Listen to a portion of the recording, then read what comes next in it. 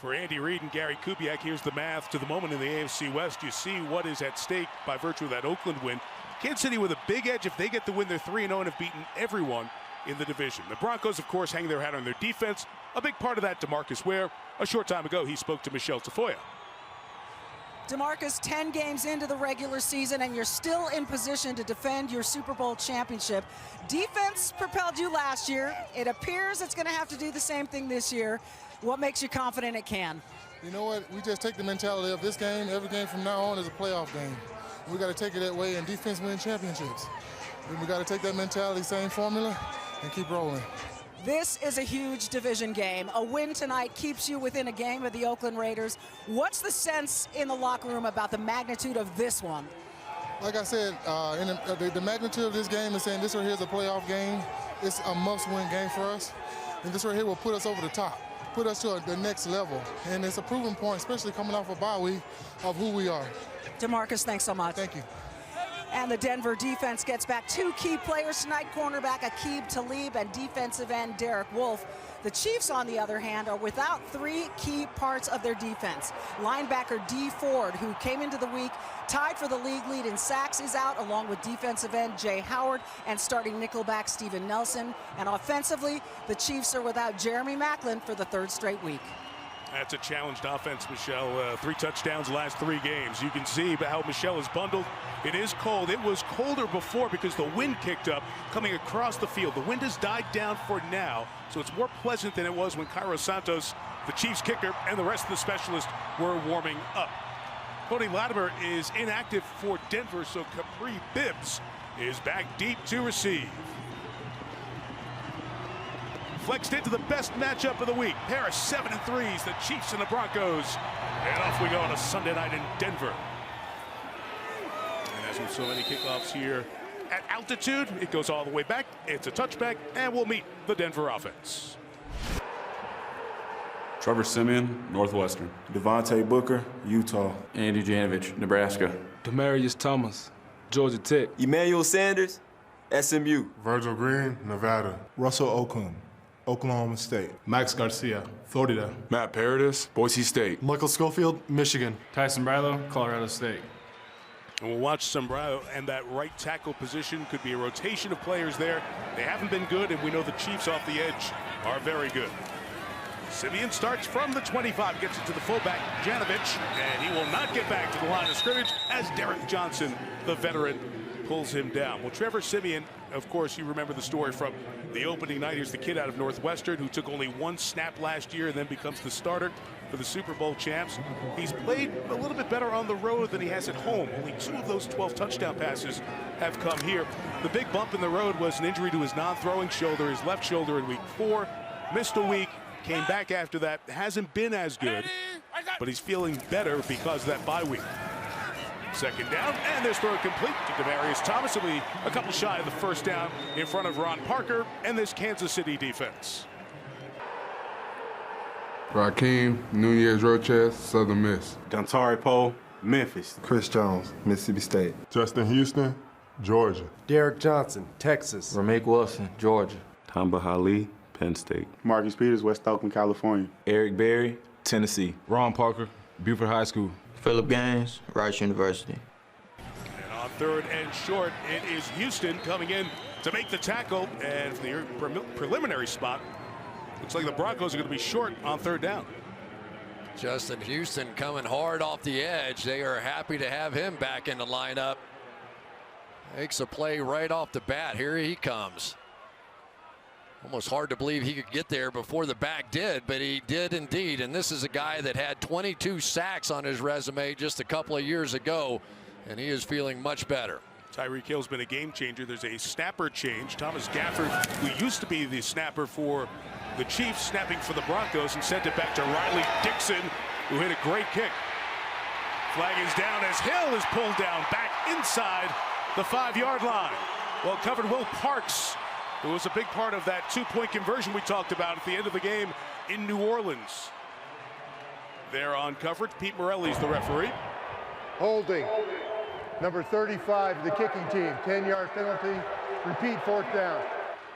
That's a big one to take away that terrific punt and well covered. Capri Bibbs, the running back, was the man guilty of the hold. And kicked that baby again. Yeah, right at the tail end of this thing. Really unnecessarily, Bibbs is going to pull his guy to the ground here. Looked like he was in good position, and then just right there you can see yanking him to the ground. No way they were going to come around the edge and block that kick. Boy, what a big change of field position that could possibly be, because that was a great punt. Riley Dixon, the rookie punter. Hill second to Jamison Crowder of the Redskins in terms of punt return average. Mentioned the snapper change. Casey Kreider, who has been the snapper for Denver, injured his calf on Wednesday, so they had to dial a snapper against Gafford, who has a lot of NFL experience. That one was a little high, but so too is this punt. Dixon's hit a couple of boomers. Hill retreats, sets up blockers. He can hit it quick with speed. Wow. Just pulled down at the last second by Justin Simmons. He's the one who jumped over the New Orleans deep snapper to block that 2-point conversion 2 weeks ago. Mike, I think they just saved a touchdown on that one. Tyreek Hill runs a 4.25, and right at the last second here, by his toenails, I was looking at the rest of it, and there was no way the punter was going to pull him down. Dixon, that was a touchdown saver right there by Justin Simmons. Hill has been a player who has changed the scope of this Chiefs team, really given them a lot of a dynamic look here. Dixon, on that first punt, had them pinned back to the 4, but because of that penalty, the re-kick, the Chiefs gained 30 yards of field position. Alex Smith taking over at his own 34.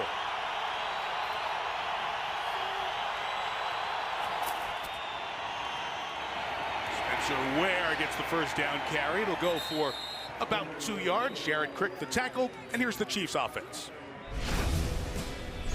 Alex Smith, University of Utah. Spencer Ware, LSU. Albert Wilson, Georgia State.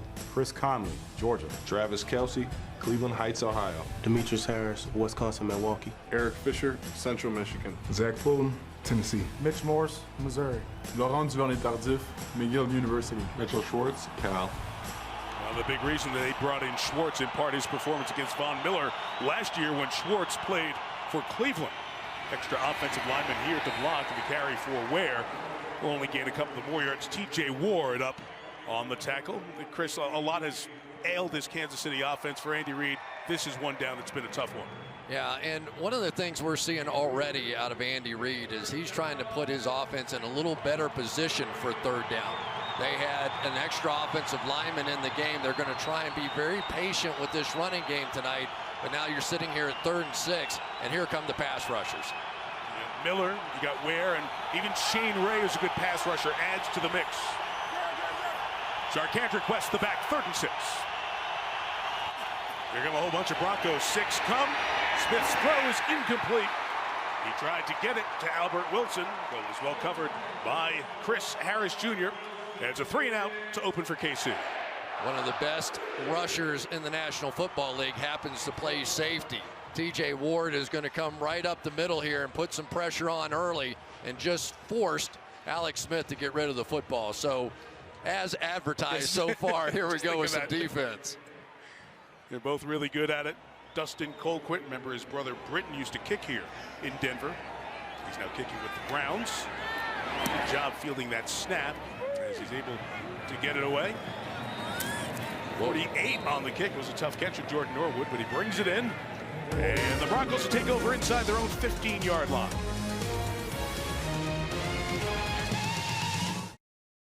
Downtown Denver all lit up from Union Station, which has had a great transformation to City Hall. It was last night, or Friday night, I should say, grand illumination. See, only 3 games. I'm losing track of what day of the week it is. Welcome to the club. Look what you've done to me. Each team 3 and out to start. Drive 2 for the Broncos from the 13, and just a couple of yards on that carry for Devontae Booker. Chris, we talk about good defense. It's pass rushing, it's covering. This guy's been one of the best corners in the league in his first 2 years in the league. You know, it's just amazing how many times he gets his hands on the football. 5 interceptions, 3 fumble recoveries, a couple of big moments already, but probably takes as many chances in coverage as any quarterback I have ever watched. So you will see greatness out of him. You'll see him give up some big plays, but it's a very exciting watch for Marcus Peters. Second and 2, back to the ground, back to Booker to the left, and he'll gain 3 yards there to the 18-yard line. You saw that Peters has 5 interceptions. It was tied for the league lead to start this week. Casey Hayward from San Diego had 1 today, so he has 6. So Marcus will need to grab 1 to get back on top of that list. Well, he has a quarterback rating against him of just 64, which is 8th best in the league, but he's also given up over 500 yards receiving, which is the 12th most. So you get and you give with him. Bob Sutton, the defensive coordinator, really can do different things when you have Peters, and getting him back off that game he missed with the hip injury. So important for KC. 3rd and 4th, Simeon is pressured, and he's pulled down by Justin Houston. Speaking of getting guys back in the lineup, and it makes a difference in your defense. Well, Justin Houston, we talked about him early on, and this is going to be a long night for the Denver Broncos if they don't get better play out of the right tackle position.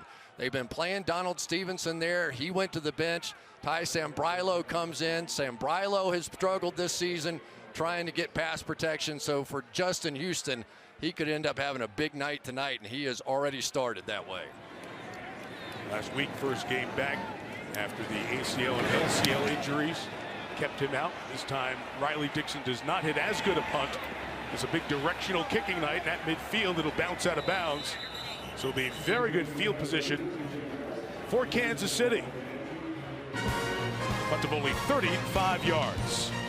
And put number 50 back in the lineup for the Chiefs. It's a big difference. Justin Houston with the sack. The directional kick was not kicked far enough, and it gives Alex Smith and the Chiefs, in what should be a low-scoring game, a great advantage. Field position starting at midfield. An incomplete to Travis Kelce, the tight end, who couldn't hang on.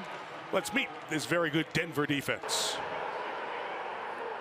Derek Wolfe, Cincinnati. Sylvester Williams, North Carolina. Jared Crick, Nebraska. Von Miller, Texas A&M. Brandon Marshall, Nevada. Todd Davis, Sacramento State. DeMarcus Ware, Troy. Aqib Talib, Kansas. TJ Ward, Oregon. Darian Stewart, South Carolina. Chris Harris Jr., Kansas Jayhawks. Corner rankings are so good in the Pro Football Focus numbers, and they're really good. Safety play has been solid. You can see why this team's carried by defense, and this is the guy they're going to have to stop a lot tonight. Tyreek Hill using his speed to gain a half dozen on the pass from Smith. It sets up 3rd and 4. Well, there's no doubt you're going to see a lot of these short, quick passes tonight out of Alex Smith. He does it anyway, but when you're playing against this Denver Broncos defense, it's always a good idea to get the ball out of your hand. So they're trying to go with some of that misdirection stuff early on. Now a little better situation here, 3rd and 4. And this is the time now that Travis Kelce becomes such a big part of this offense. He is the go-to guy in the backfield right now. Talib at the top of your screen. Remember, he missed the prior 3 games lower back injury. We'll see if they test him at some point tonight. Smith will test Talib with Hill. And Talib is ready. Blanketed the receiver. Penalty marker down, though, in the secondary. Line of scrimmage, the 45. Flag is down at the 35. Well, Talib passed the test. Holding. Number 25, defense, 5-yard penalty automatic. First down. Other corner, Chris Harris. Well, Chris Harris, clearly one of the best slot cornerbacks in the game right now. And they're going to get called for a hold on that one. And Talib at the top of your screen, running with a guy that runs a 4.25 and stride for stride. So I would say he's healthy, but maybe gassed. Yes. Coming back, he'll take a break. Bunch to the top of the screen for the 41. It is the give to the left to Spencer Ware, who will get close to the 35-yard line. It's a good gain of about 4 yards there on first down. You know, Spencer Ware's a guy that was a high school quarterback and a good one, and went to LSU to do the same. Kind of became a running back, and I said, well, what did you have to learn when you were to play running back? He said, I had to learn to be a whole lot tougher than what I was. He had to crank it up a little bit playing running back. Excellent receiver coming out of the backfield. 641 yards. Of course, the Chiefs without Jamal Charles on injured reserve with his knee problems. So Ware has become the main back, and he has a Kansas City first down right around the 28-yard line. You know, I always thought one of the best players on Kansas City's team was their fullback, Anthony Sherman. He just has a knack for being able to find his way into the gap. And you can tell right now that Spencer Ware just totally trusts him. Get right behind him, get as close as you can, and then make that cut.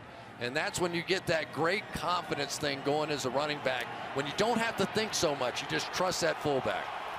He's a guy who never carries the ball. He worked in the passing game a bit, but he has one purpose in the run game: block. And he does it well. Empty the backfield for Smith from the 28-yard line. Has to get away from the Shaq Barrett rush and throws it away. Incomplete. Well, one of the interesting matchups tonight is going to be Mitchell Schwartz right here, this time working against Shaq Barrett. Mitchell Schwartz, when he's playing for Cleveland, is one of the few guys that ever had a good day against Von Miller. And I think it had a lot to do, Mike, don't you, with the fact that he's here. They said they went back and really studied that tape, and Mitchell Schwartz had his best day, or one of his best days, against the great Von Miller. And they said, well, we just got to see him twice a year. Let's bring him on in. They did. It was a major money-making day for Schwartz. Guy who's never missed a snap as he's gone through the first, now 5 years of his NFL career. Shaquille Barrett put the pressure on there. And it's 2nd and 10. And here's Tyreek Hill. Underneath, getting blocking, flag down as Hill gets to the 15-yard line. So a guilty turnaround look from Albert Wilson, the receiver, number 12 for Kansas City. I was wondering if he was involved maybe in pass interference.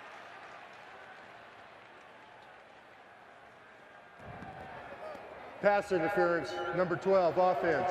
10-yard penalty, remains 2nd down. You're good making contact within 1 yard, but once Chris Harris backed up and then he stayed on it, if that contact had been made within 1 yard of the line of scrimmage, you're allowed to sort of follow through with that block, but it was clearly a couple yards beyond that. Very close, tough call, but that's one of the techniques I think you just would have to know about Harris, is he's going to back out of there just a bit. Isn't that what you love about football? All right, so all these receivers are blocking. Okay, fine. We're going to use it against you now. It's like counterpunching. That's right. Niall Davis, remember, he was traded to Green Bay. Green Bay got rid of him, waved him. He's back with the Chiefs, and he's in the backfield on 2nd and 20. Smith got hit as he threw for Kelsey. Incomplete. And two meeting at the quarterback. The pressure came on from Von Miller and Todd Davis, the inside backer. When the pressure came from the linebacker position, that meant Mitchell Schwartz had to block down, and that meant nobody blocked Von Miller. And guess who paid the price for that? Alex Smith.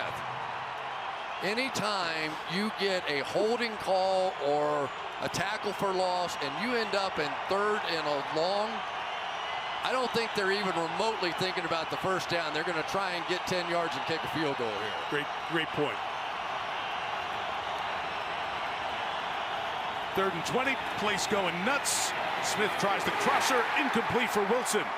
Blanketed by Chris Harris Jr. From here, a field goal attempt would be 56 yards for Cairo Santos. Just a great defensive stand there. You get the short punt. It looks like Kansas City's got a little something going. And then they get the hold and move them right back out of field goal range. We're going to punt it. The career-long 54. We did mention the wind, a bit of a factor tonight, although not as much as it was pregame. But this is a game, it's a lot about field position. Dustin Colquitt will try to do his part for the Chiefs. And it's only going to be a net of 18. So Kansas City got the ball at midfield, had a little bit going. Penalty set them back, and they get nothing out of it.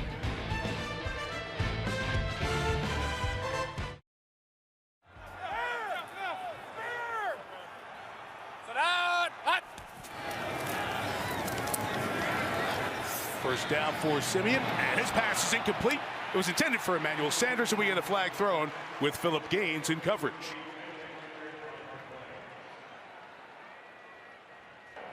Holding, number 23, defense. 5-yard penalty, automatic. 1st down.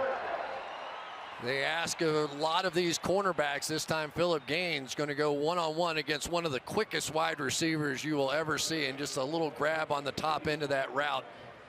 And that was enough for the flag there. And Chris, that's such an important part of what you're talking about with both of these teams.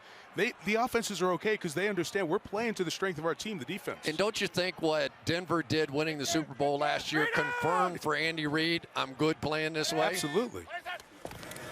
Capri Bibbs is the back. It's 1st and 10 after the flag, and it's the second first down of the game. One by penalty for Denver and one by the pass to Sanders, working on gains. Well, you'll see Phillip Gaines set way outside and look in at the quarterback. He's as much looking at the quarterback as he is the wide receiver in that position. Unfortunately, by taking that position, you're also leaving open the slant. The Broncos took advantage. Taylor!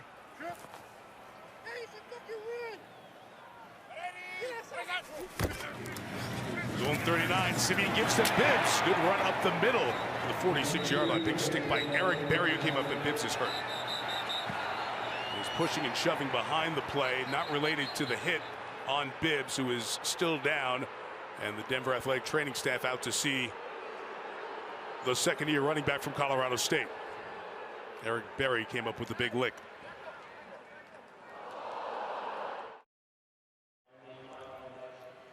Well, Capri Bibbs took a really tough hit from Eric Berry, just set up about 30 seconds ago, and then they walked him off to the sideline. Here's the hit. You could see he got tripped up first by Ramik Wilson, and then Berry was coming up to make the hit, and I think he was as surprised as anybody that Bibbs ended up being that low to the ground, and they both just collided. So the unaffiliated neurological consultant on the sideline assisting the athletic training staff of the Broncos as they assess Bibbs. We have a flag down here before 2nd and 3. It'll be 5 yards farther back. And Bibbs. False start. Number 10 offense, 5-yard penalty. Still 2nd down. I was just going to say, Bibbs was going to get a lot more action here tonight. They had done some self-scouting during the bye week, and Devontae Booker, they called him into the room and said, hey, we need you to break some more tackles. Look at this. You tell me, could you do more? And Bibbs was going to pick up some of that load, but now it may end up landing on Juwan Thompson, who's active for the game tonight. So on 2nd and 8 after the penalty, Simeon throws. They're working Sanders over on that left side of the offense. Kenneth Acker in there on coverage, and it'll be a yard or so short of the first down. Again, all the technology to make sure the players get the best medical care, the opportunity to look at the hit just to assess what happened to Bibbs on the play so they can go into the diagnosis phase and everything else medically with a lot more information available to them. It's good stuff. They really advanced that cause a long way from the days when I was playing. I'm just telling you, the old 3 fingers thing. If you got within 5, you got back in. 3rd and 2, they'll run out of the gun with Booker, and Kansas City is there to stop it. Raheem Nunez-Roches comes up with the tackle. His play has been improving for this Chiefs defense. That will send the punt unit on for Denver. Nunez-Roches just basically blew this. He almost ran right by the ball carrier. He got so much penetration, able to come out the last minute. And Max Garcia, his strength really is his run blocking.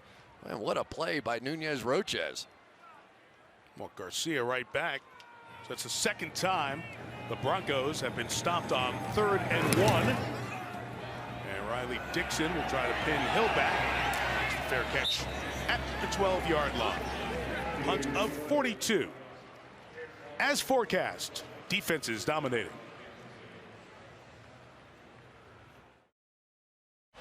Chiefs take over at their own 13, scoreless. Just over 3 minutes left in the first, and Spencer Ware with a very good first down run. It's the one thing that's a bit troubling about this Denver defense. They've been giving up more run yards than last year. Of course, this whole group is put together by the one-of-a-kind Wade Phillips, age 69, almost 4 decades in the NFL, his 25th year as a defensive coordinator. And anytime you talk to Wade Phillips, you come away learning about a little defense, and you come away smiling. He's one of the great guys in the league. I usually come away laughing. You can tell some stories. Remember back in the day, 93 and 94, he was the Broncos head coach. This is Kelsey on the edge. Travis Kelsey, first down and more. Von Miller and Kelsey have this thing. They have a battle. They love going up against one another, but the tackle's made after the first down at the 35-yard line, a gain of 15. It is pretty incredible to watch Von Miller get back on a play like this and make a play in the open field against one of the guys that I think is one of the best route runners at the tight end position that I have seen in a long time. Of course, Kansas City fans will say there's at least one other one I can think of that's pretty good, but he really is very talented. Even against cornerbacks, he makes big plays and gets open. Quick out of the hands of the quarterback to Albert Wilson, and a gain of almost 4 yards as Chris Harris takes him to the sideline. Yeah, Tony Gonzalez ran a good pattern or two in his day. He wasn't too bad. But, you know, we're seeing the formula. Kansas City Chiefs are using the formula that several other teams have used. You don't want to face those pass rushers, so they're putting in fullbacks. They're putting in an extra tight end. They're putting in 2 extra tight ends. They're putting in an extra offensive lineman and trying to play big boy football against them. Once again here, they go with the extra guy. Brandon Marshall, the linebacker for the Broncos, trying to get them organized. All those shifts in the formations. Ware comes back to the backfield. Spencer Ware takes the carry, and he'll be a couple of yards short of the first down. You know, this is a defense, though, with Denver that's giving up an extra 40 yards per game on the ground over what they were a season ago. And Andy Reid fully understood how patient Gary Kubiak was going to be with his running game and his offense. He said, I have to match that patience. I have to stay with my running game, even if we have a bad series or 2.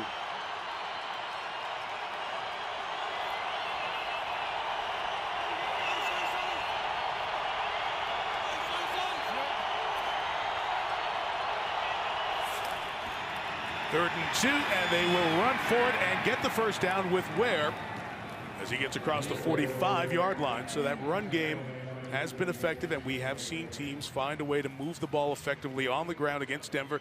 Wade Phillips said, you know, when you have a legendary defense, you'd like to keep them all. And there were some guys who left, and for the moment, they're finding some spots to run against this Denver D. Yeah, Malik Jackson being one of them in there. Danny Trevathan, a tremendous linebacker. I'm sure you would have liked to have had them all, but big money comes after you win a Super Bowl. Welcome to 2016 in the NFL. After 1, here in Denver, Kansas City nothing, Denver nothing. And Sunday Night Football continues after these messages.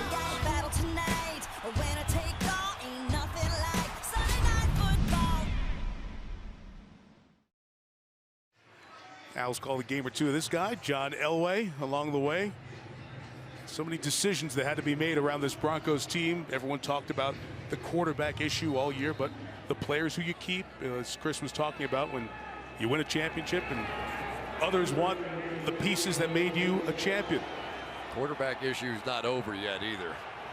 There's still going to be plenty of conversation on that one. Put on the radio, it's a, you think it's a 3-7 team, not a 7-3 team. Yep. Everyone wants to talk about who's going to be the quarterback. Smith with a roll, looking to take a deep shot. It was covered. Dangerous pass and incomplete for Ware with a flag down. Dangerous because Shane Ray was over there and got a hand on it.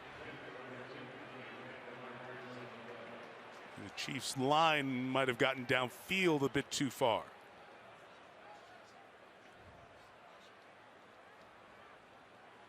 Pete Morelli coming over to Gary Kubiak to give him the options on that 1st and 10 play.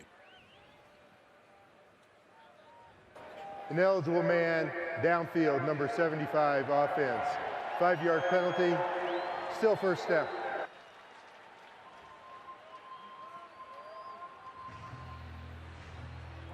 The big play here was made by Brandon Marshall right there. He's looking at the tight end coming across the formation here, and then he falls back on Demetrius Harris and really saved the day. That was their home run play. They bootlegged away from that. You saw Alex Smith take a look, it wasn't there, and then Shane Ray got a finger on the ball. So the accepted penalty takes it back to 1st and 15. First downs in the game in that first quarter. 4 for the Chiefs, 2 for the Broncos. Flex down to James O'Shaughnessy, the 3rd tight end, and Von Miller gets out there to make the play on the 2nd-year Chiefs receiver. I'll bet you the Kansas City Chiefs think there's 3 of them out there. I mean, Von Miller's 20 yards down the field, and you think, oh boy, this is fantastic. You got Von Miller way out here. He's not going to rush your passer, and then he just wrecks your quick screen on the outside. It's amazing how many times, Mike, that we see him doing something other than rushing the quarterback, and yet he gets the number of sacks that he does. And he's willing to do it too, Chris. There are a lot of guys who get those sack numbers, but why don't you keep me over here? He's more than willing to get out there and do it. Run with Ware, and he will lose a yard here as Todd Davis joined Darian Stewart, who just got a 4-year contract extension on that tackle. Well, and what's happening now is the Denver Broncos are starting to get it too. They're starting to understand that the Kansas City Chiefs aren't going to take a lot of chances on the offensive side. So they're starting to get closer and closer to the line of scrimmage.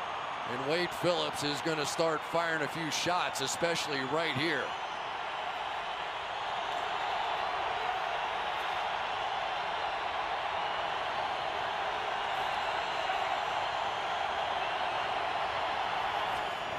Need to get to the Denver 44, and it's quick to Albert Wilson, and only going to get a yard or two in front of T.J. Ward. So I can't see he wasn't even thinking about trying to get downfield and get the first down. Just get something, maybe make a man miss.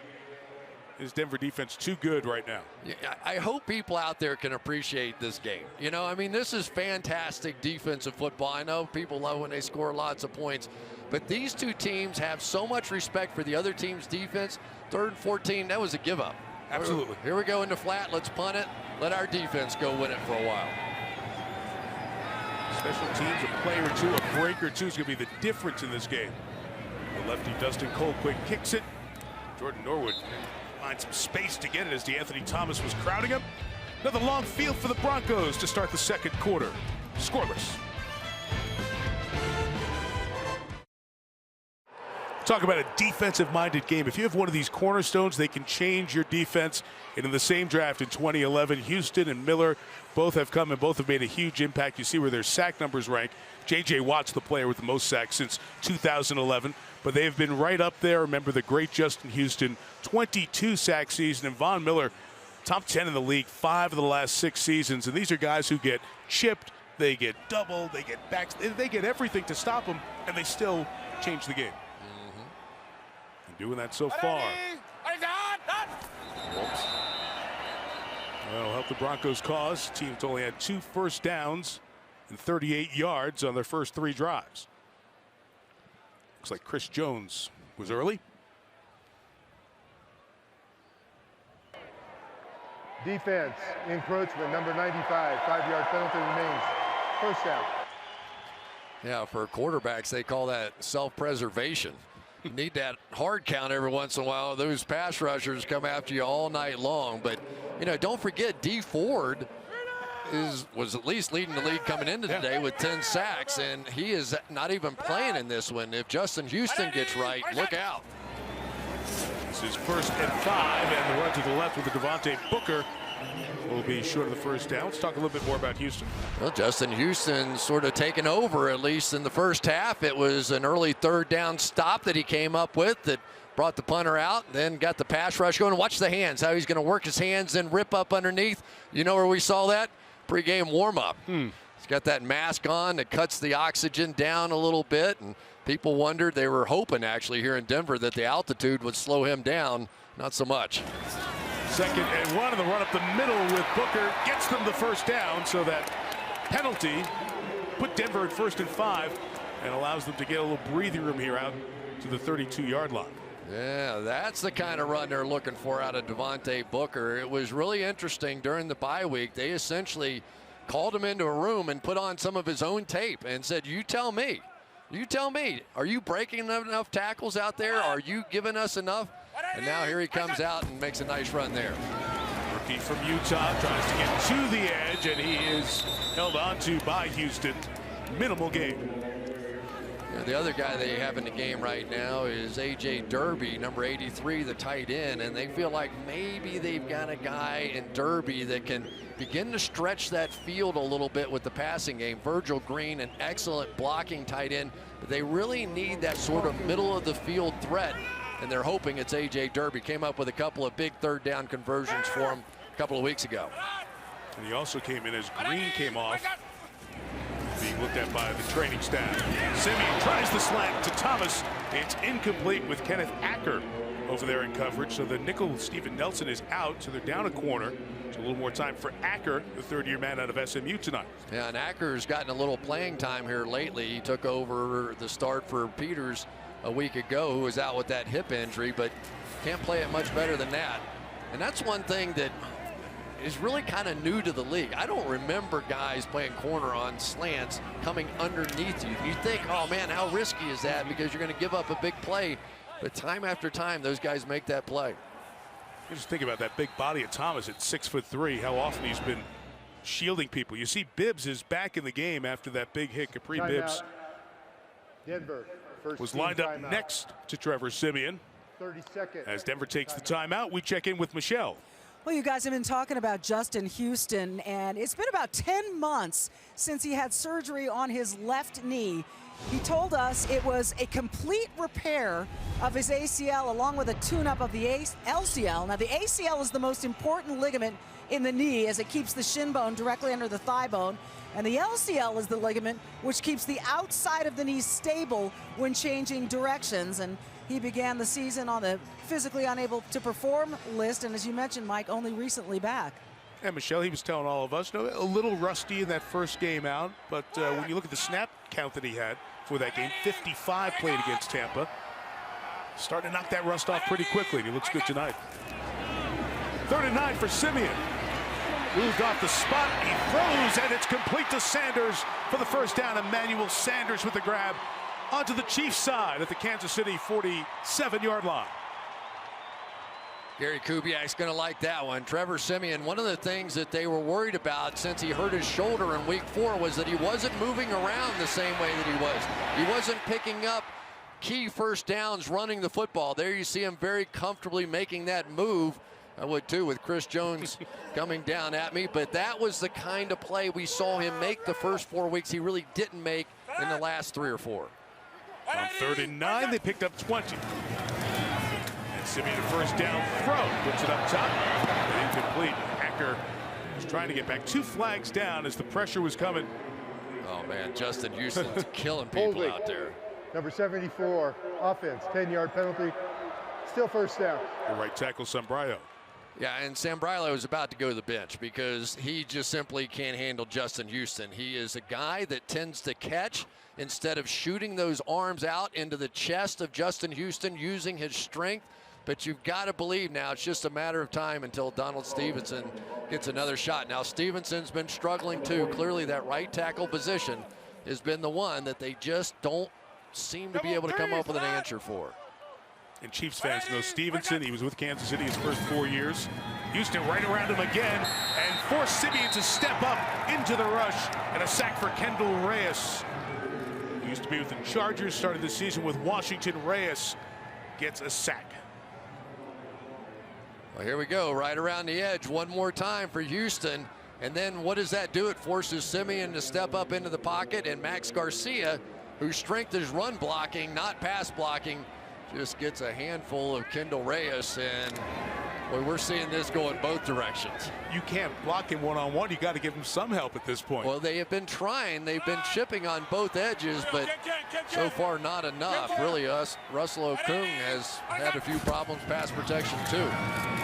24, draw time with Bibbs. Back in there, goes to the 47-yard line. A gain of 8 for Capri Bibbs, and Derek Johnson, the 12-year veteran, made the stop. Boy, Derek Johnson will flow sideline to sideline. Both these guys. Ramik Wilson is also a guy that can move very well. But watch Derek Johnson right here. And when he gets to the point of the tackle, a lot of times he takes this low path. He's going to go in there at your knees. You had better have your head on a swivel and know where he is. Been sort of fighting off an Achilles injury. Limping around a little bit, but fighting through it. 3rd and 16. Houston off the edge again, got Siemian. He is wrecking the Broncos in this first half. Justin Houston. Watch Sambrilo not extend his arms at all. He just catches Justin Houston. There's no extension. There's no punch. There's no stopping Justin Houston coming around the edge. You either have to chip or take Sambrilo out at this point. I mean, it's just obvious unless you can start coaching him over on the sideline. Flag comes down as Riley Dixon gets rid of that. Trying to keep it away from Hill. It's a pretty good kick. Going to pin him back inside the 10-yard line, right at the 10. But let's see what the flag is all about. Holding, number 45. Kicking team, 10-yard penalty, remains 4th down. It's on the long snapper, Thomas Gafford, just signed by Denver.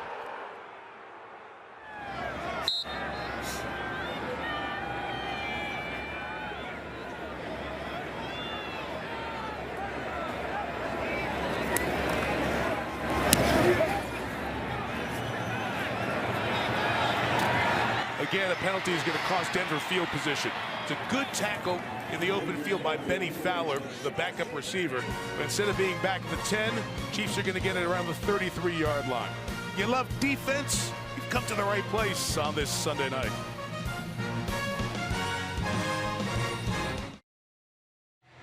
Great institution, Kansas and Lawrence, Kansas. They don't turn out a lot of NFL players, but how about for 1 year they had both Chris Harris and Aqib Talib, and they are in Denver now. Remember, Talib drafted by the Buccaneers, was in the league before Harris.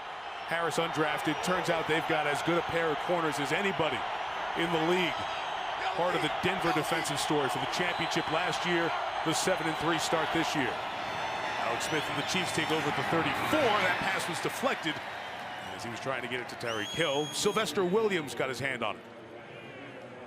Yeah, and one thing that I think is interesting is that Travis Kelce is one of the great receiving tight ends. Everybody knows that. He's not a real drive blocker in the run game. I think that's fair enough to say. And so when he now lines up in tight, it's almost as more of sort of a chip. Let's hold Von Miller over there. Let's give him one more thing to think about and then get out in the pass route. But when you throw incomplete on 1st down, you've got issues now against this defense. Niall Davis is the back. They give it to him going left, and he gets a yard. Jared Crick got rid of the offensive lineman, shed him to make the tackle. They all think of DeMarcus Ware as one of those pass rushers. I'll draw a skinny circle in there. But he is a guy that takes great pride in stopping the run, and sometimes just his knowledge. You see those veteran guys out there, and they'll actually call out where the play is coming. It's kind of funny. We have some interviews this year with quarterbacks that go, we called out a third of our plays out there. You know, what are we going to do about it? 3rd and 8. Broncos are coming. Smith is running for his life, and he'll just bench it. Just got rid of it. Enough of the pass rush without T.J. Ward, who you mentioned earlier, is so good, coming in from the secondary as well. Yeah, they leave Derek Wolfe in the ball game, and as their single defensive lineman, I think that's him right there. But then they bring in 3 of those outside linebackers as pass rushers, and you can just see that Alex Smith has no interest in hanging in that pocket whatsoever. I mean, that thing broke down from the start. Once again, that incomplete pass on 1st down, basically the drive was over. Dustin Colquitt to kick it. Norwood, look out, muffs it, catches it in a whole mess of trouble. They'll be taken down at the 5-yard line. It's entirely possible that's how this game's going to be won or lost. Some kind of play like that. D'Anthony Thomas and Daniel Sorensen were all the way down, but the mistake was made when Norwood muffed it and pins the Broncos at the 5.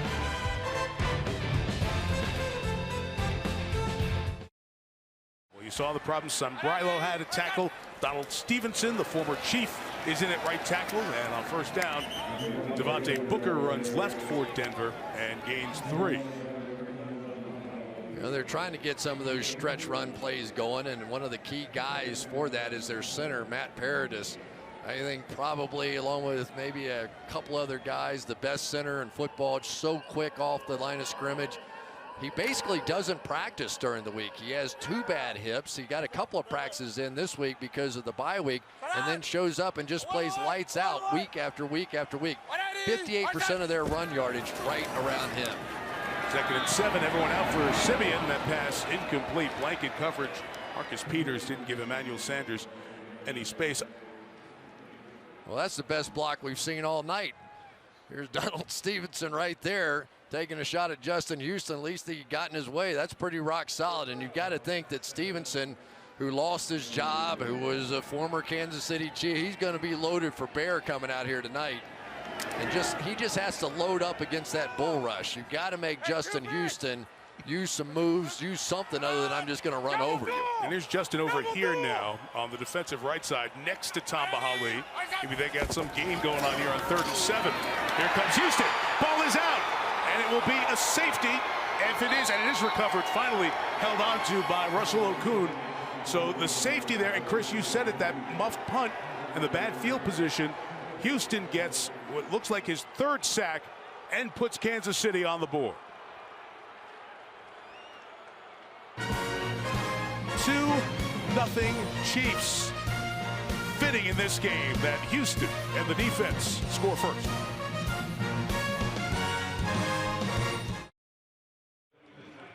Last week was his first game in 44 weeks because of the knee injury. I'll say the rust has been knocked off. First player with 3 straight multiple sack games in Chiefs-Broncos rivalry. The 3 sacks, the forced fumble there. Of course, it's since 1982 because that's the time the sack became an official stat. Doesn't matter official, unofficial. This guy is having a whale of a first half. I'm sure somebody over there is going, yeah, you've got fresh legs.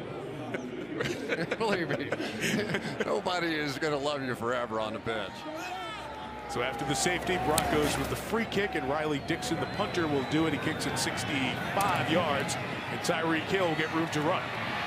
And look out for Hill in the open field. He's got an angle. Hill's going to take this all the way. Defense, special teams, Kansas City with a big stretch to take the lead. It was just a matter of time. He was so close on 2 others. And you just have to wonder why anybody kicks the football to this guy, because once he gets in the open field, it is just over. These guys are fairly well positioned, but you just can't practice for 4.25 speed. He has already had 2 touchdowns called back this year. And he's one of the leading punt returners despite that. It has just been almost every single game that I've watched that either Tyreek Hill is scoring a touchdown or coming very, very close to it. What an amazing player he's been. An 86-yard return of the free kick by Hill, and Cairo Santos on for the extra point. And in a dozen seconds, it goes from scoreless to 9-0 Kansas City. With your offense never coming on the field. Right, exactly. Yeah, which may be the better news. Very good. Let's go back to what started it all, Justin Houston's sack. Now watch this. You're going to see him go into the tackle, Russell Okung right here, to set up this stunt. But as he does, he gets to the inside edge, which allows him a straight path to the quarterback. That's called a pick tough. My man Howie Long taught me that back in the day when I was sitting around the studios with him. But that is how you end up, once you get to that inside edge and get that shoulder, there's nothing that tackle can do, because once you angle out, and then that ball really was on the ground for a little while. Okun was on it, then it squirted free as the 2 defenders knocked him off. And Chris, on this return, Riley Dixon, you want to kick it numbers and to the sideline, and he did. And so they kind of set it up that way. But you talked about Hill, it's just one guy who gets it a wrong angle, and he's gone. He got no shot at catching up with him. I mean, what's really amazing is that Kansas City's offense has done next to nothing. Can we say that? No doubt. You know, they have 4 first downs. Yeah, next to nothing, and they're leading 9-0. So Cairo Santos will kick this one off and kick it all the way out of the back of the end zone. 9-0 here, and here's Michelle. Well, Mike, Tyreek Hill was a controversial pick for the Chiefs because in 2015, he pleaded guilty to domestic abuse of his pregnant girlfriend while at Oklahoma State. Now, Chiefs GM John Dorsey said after the pick, quote, "We've done our due diligence to fully vetting our draft class. We would never put anybody in this community in harm's way." Hill received a deferred 3-year sentence, Mike. Yeah, Dorsey made those comments, Michelle. Usually waits until after the entire draft. Monday they have a press conference, but he knew there was immediate reaction in a negative way in that community, and he wanted to come out and address those issues and concerns. Devontae Booker with the carry for about 4 yards. You know firsthand the Chiefs, more than any team, had the experience of domestic violence right in the parking lot of Arrowhead. Remember Javon Belcher, the linebacker in September of 2012, shot and killed his girlfriend before committing suicide. So this is something that's been around this franchise, and there's a sensitivity around the league, but certainly there. Whether it was right or not, that's their call, their decision, but they knew they had to address it going forward. I'm sure it was tough for the family of Cassandra Perkins. And as an organization, they obviously put him through every program that you can possibly imagine, and he's still ongoing. And, you know, it always gets into those fine lines of second chances versus maybe you don't deserve a second chance sometimes, but they took a chance. Andy Reid said, I was impressed with him. I felt like that he was truly sorry, and we gave him a chance. See the medical staff looking at Houston. 2 runs by Booker, sets up 3rd and 1. Toss to the left, they get on the edge and they get the first down. At the 40-yard line, did the ball come out? Booker was holding that ball, and they're going to say it down. Carl Johnson, who used to be the vice president of officiating for the league, is that one full-time official the league has. He's back on the field as a line judge in the last 4 years. He was right there and said it was down by contact at first down.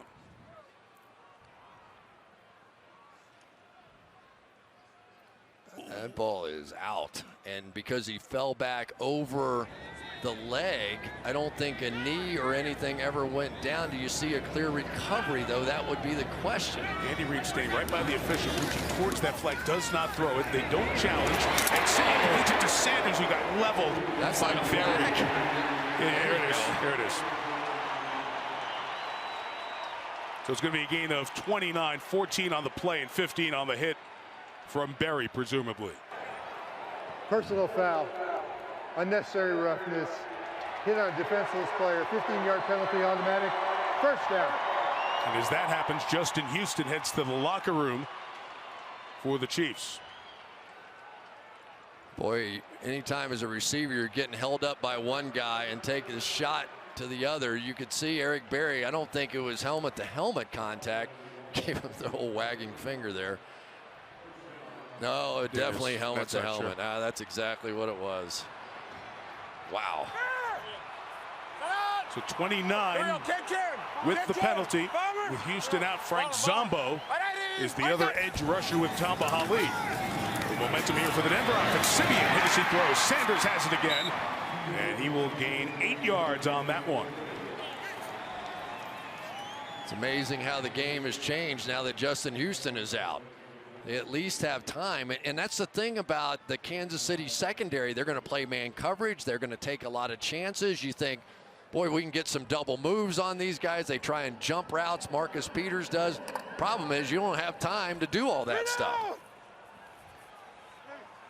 There is Zombo, the former Green Bay Packer, his 4th year with Kansas City. Capri Bibbs gets it to the 20-yard line on the carry. It's right at the first down mark. And they'll move the chains here with 3:16 before halftime. It's been pretty impressive, really, what Kansas City's been able to do without some of their key guys in here. Justin March Lillard, Allen Bailey, Jay Howard, D Ford. None of those guys that were effectively their starters on this defense are out there playing in this game tonight. And yet we see Bob Sutton time after time come out and put on a great show on the defensive side. Benny Fowler and Virgil Green at the top, and Green, the tight end, comes into this tight slot. Simeon on the boot, being pursued by Chris Jones, got away. Good job to find Demarius Thomas. Very close to another first down, just shy of that first down at the 10.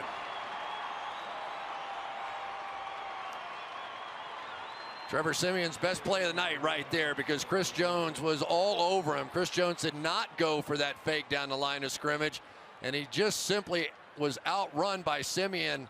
Ordinarily, don't throw back across your body, but when it works, looks good. And I tell you, for Demarius Thomas, he had a fantastic game against the Saints 2 weeks ago. A couple of one-handed catches, and you get the feeling really over the past 2 or 3 weeks that he's really starting to find his rhythm. They targeted him 11 times. These guys had Peyton Manning throwing him the ball and trying to find a rhythm with a young quarterback. 2-minute warning. Best possession of the Broncos night ongoing.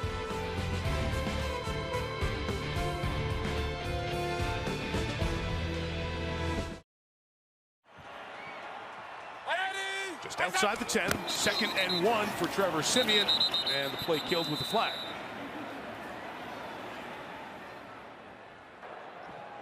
False start. Number 83 offense. 5-yard penalty, remains second down. It's on the tight end, A.J. Derby. Here's Michelle. Well, we saw Justin Houston go back to the locker room. He has just come out back onto the sidelines, probable with a shoulder injury, but add Dontari Poe to the list of injuries. On the list all week on the injury report with a back injury. He is questionable, not in there at this time, guys. Okay, Michelle, remember, go back to that back surgery that he had in 2015. It was a concern with Poe. Penalty makes it 2nd and 6. And Simeon tries the middle towards Sanders, and it's incomplete. Better be careful with this team. Phillip Gaines over there, especially this part of the field, right? In the red zone, 7 turnovers for the Kansas City Chiefs, and this is the ultimate sort of bend but don't break defense.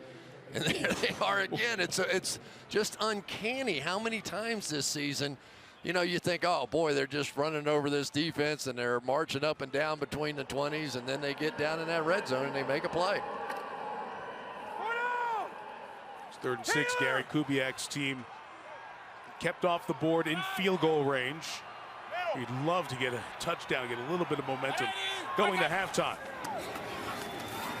Simeon has time, it's deflected, and it's incomplete. See Barry put his hands up on his head. That defensive front, got those hands up there. Kendall Reyes, who had the sack earlier, might have been the one to get a hand on it there. Or a helmet. I couldn't tell if this one bounced off. It sure did. Kendall Reyes just gave a header that kept it out of the goal. Brandon McManus will come on for the field goal. 33 yards. Remember, the snapper changed this week. So Thomas Gafford snaps on his first in-game field goal. And Riley Dixon did a nice job of getting it down. Man, that was McManus. Pretty good patience there, too. Good hands for the holder from Syracuse to set up McManus. 9-3, Kansas City. Tip of the cap to the Broncos, the Chiefs, the organizations, the players contributing and combining to distribute over 4,000 turkeys this past week, including Justin Houston you saw there, and you see him back on the sideline. 3 sacks caused that safety. He personally delivered Thanksgiving dinners to families in need in Kansas City. Kick all the way through, touchback. Kansas City will take over at the 25. They get the ball to start the second half as well.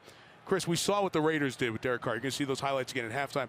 That only adds to the import of what's going to happen the rest of this half and the second half. No question about it. I know it's been a bit of a defensive slugfest out here, but that's what these two teams are about. And you think, oh boy, are either one of them good enough to go to the Super Bowl? Well, the Denver Broncos won the Super Bowl with this exact formula a season ago. So you wonder here, will Kansas City even take much of a chance or be perfectly happy trying to go into the half with a lead? They won the toss and deferred. See, Denver's defense has a big play in them. Drive start for Alex Smith from the 25. Look out, got to hold on to the ball all the way down to the ground as Von Miller came screaming around the edge for the sack.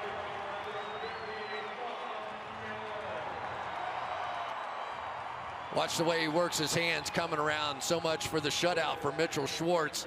It's amazing how low that guy gets. Who was it gave us the description that Von Miller could run full speed under a table? I think that's about right. As he turns that corner, these big tackles just don't have much of an opportunity to stop him. It was Matthew Stafford last year when you guys had Denver playing Detroit. Right. Miller with the sack. That's 10.5 sacks on the season, and for the moment, he has the league lead. 2nd and 15. Charkandrick West with the run there with 2 timeouts. Denver will slam one here with 61 seconds till halftime. Chris said it so well. Kansas City took a 9-0 lead. Their offense never touched the field. Safety and then the return of the free kick, 86 yards by Tyreek Hill. The offense has been 4 possessions, 4 punts.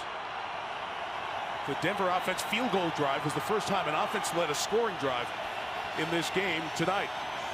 3rd and 13. Smith stepped up into pressure, stepped up into the arms of Miller. He gets 2 sacks on this drive. Timeout, Denver.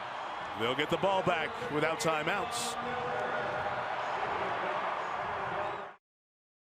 So the Denver defense does the job. We'll get the ball back to the offense without timeouts. Remember, Jordan Norwood muffed the last punt gave Denver poor field position, led to the safety. He's back for this Dustin Cole quick kick. Turns it over in the altitude, 54 yards from the 28. Here comes Norwood. Turns to the 37-yard line. The long snapper James Winchester and DJ Alexander, the linebacker, both down there. When is it a bad idea to chip with a tight end when you've got Von Miller? Come out with Demetrius Harris, you're going to give a little chip, and then Miller goes right down Broadway to get Alex Smith. And that's just one sack. Here's the other one going right around and turning the corner like some kind of a speed skater or something to get the first of those 2 sacks. And then shuffled his shoulders a little bit. Man, you said it right at the top. Who are the stars in this game? The defensive stars. Well, Houston's given us 3 sacks to the safety. Miller 2 there. No timeouts. 44 seconds left for Simeon. The throw incomplete. Tried to get it to Demaryius Thomas, who took the big hit at the back end of the play. Berry has just been laying people out. There's 3 big hits with Eric Berry here tonight.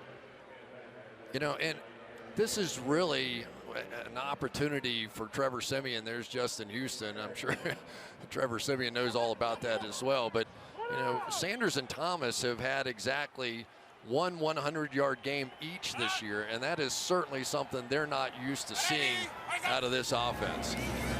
7 catches in this first half for that combo. Trouble check down, nothing doing there. Derek Johnson was waiting for Devontae Booker. 34 seconds left.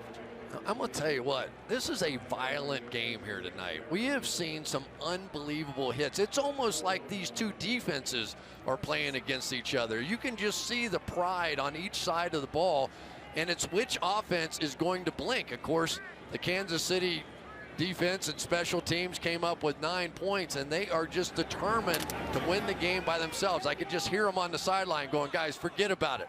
We've got 9 points. We don't need any help from our offense. Let's win it from here. 3rd and 10. Simeon's got a lane to throw, lasers it in there. It's caught by A.J. Derby, the tight end who was with the Patriots. Got traded here. He's a yard short of the first down. This is one of those Andy Reid's going to take a timeout with 22 seconds left before 4th and 2. See if he'll force Kubiak to punt the ball. Now, what are the odds that you're thinking that they're going to punt this ball to Tyreek Hill? I think they've learned their lesson, don't you? I think below 0. Is there such a thing? Can you have odds below 0? I'm not the odds guy. You're asking the wrong guy. Wrong partner up here. I'll call Al at halftime. Oh, Hill had that electrifying one earlier. So let me ask you what people are saying at home. Is it bad offense, or are these defenses really this good? Oh, it's unbelievable defense. I mean, you couldn't watch this Denver defense a year ago and watch this and go, this isn't just unbelievable. And what the Kansas City Chiefs have done so far, arguably even better. Riley Dixon set to kick it away. Hill says get away. It's a tumbler toward the sideline. Don't let him get his hands on it. You would think with 13 seconds left and getting the ball to start the second half, Kansas City will just take a knee and take this to the locker room. Yeah, you think, do I want Tyreek Hill to have it or the Kansas City offense? I'll give it the Kansas City offense. Well, you're up 6 and you have 50 yards of total offense. You don't see those stats very often. And the one big play was the 86-yarder that Hill took back off the free kick. Denver's one drive coming when Justin Houston was out of the game. And so this one forecast as expected. That was all about Tyreek Hill and not the offense. That timeout. Absolutely. Just in case you want to make a mistake, we'll gladly help you out. At the break here in Denver, Kansas City with the lead, and the defending Super Bowl champs have to come back in the second half, or they fall 2 games behind the AFC West lead with 5 to go. Toyota Halftime is coming up, but first, these messages from your local NBC station.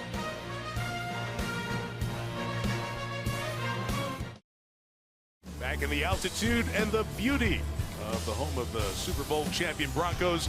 Back in Denver, Kansas City leads 9-3.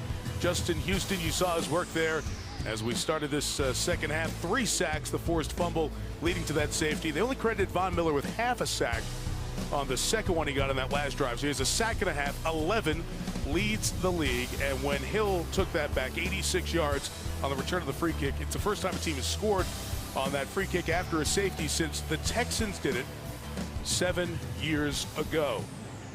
The Kansas City Chiefs scored 9 points in the second quarter. They had no first downs.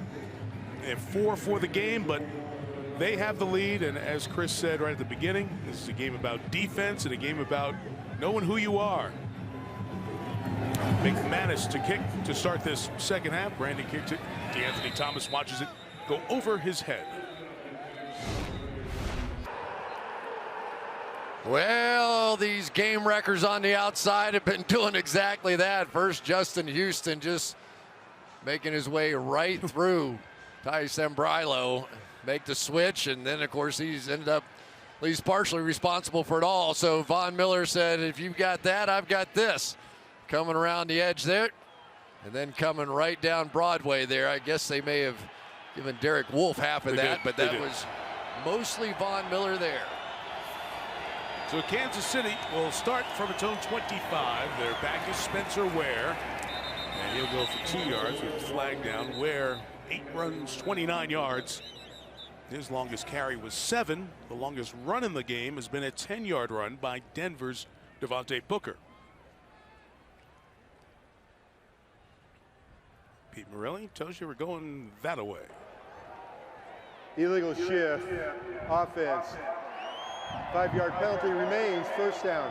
To the sideline, Michelle Tafoya. Well, the Chiefs just 49 yards of offense in the first half. I asked Andy Reid about that, and he said, we've got to stay out of 3rd and long, and we got to just keep swinging. As for Gary Kubiak, he said they've tried everything in the book to block Justin Houston, but he said, we got to do better, but there's a fine line between using guys to help protect and letting those same guys go make plays. 43-degree night down there. Wind has picked up a little bit. It's back at 10 miles per hour. Hill gets it from Smith. Tyreek Hill, good read there, and he got hit hard by Von Miller.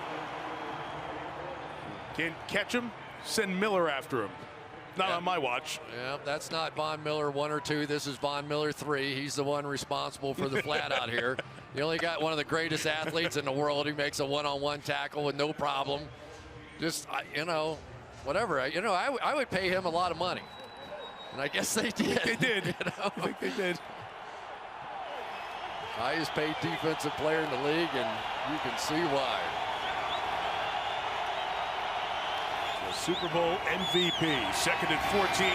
Smith thinks about it twice and is taken down on the run by Jared Crick, who's had an active game. A couple of yards for Alex Smith. Chris, last year, this was so much of Kansas City's game. Smith was 4th in the league among quarterbacks in rushing yards.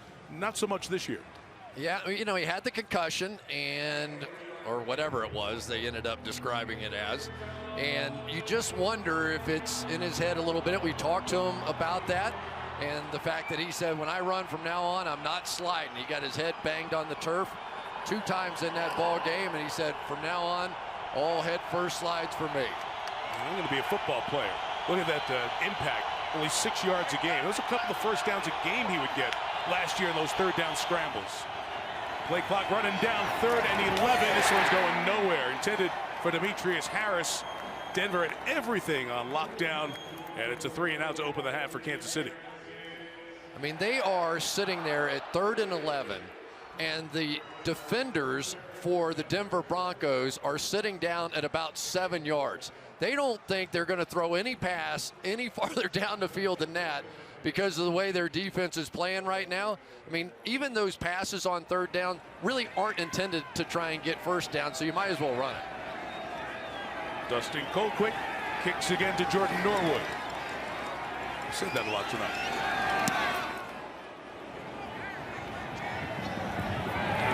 Tough to catch. 42-yarder. Norwood got it and got plastered. That's the 3rd special teams hit for DJ Alexander on this night. Denver will take over at the 37, down 6.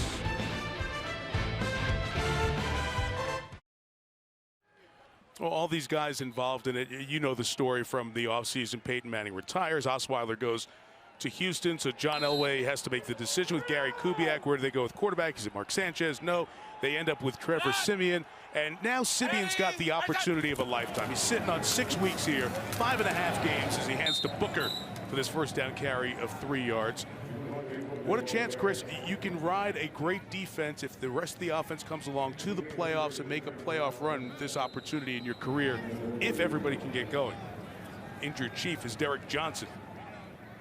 Well, I don't know. If I were Trevor Siemian and I heard the guys saying, this is a great opportunity for you, that we're all cheering for you, that we have important 6 games in the playoffs to see about your career, I'd be like, wait a minute now. I'm 7-2 as a starter here. Does that not count for anything? And yet we know that John Elway is not shy about pulling the trigger. He had Tim Tebow playoff game that he won, and he came back with Peyton Manning the next year and said, that wasn't enough for me.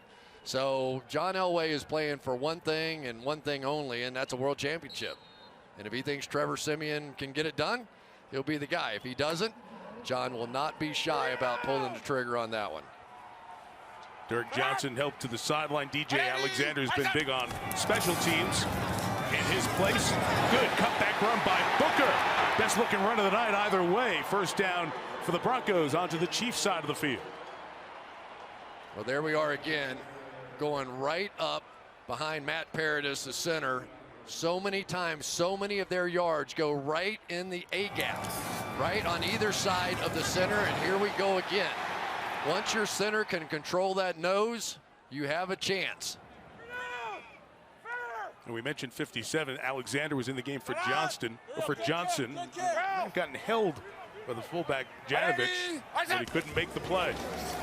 The 47, first down throw for Siemian. It's Houston again. Ladies and gentlemen, the defensive player of the week, that man.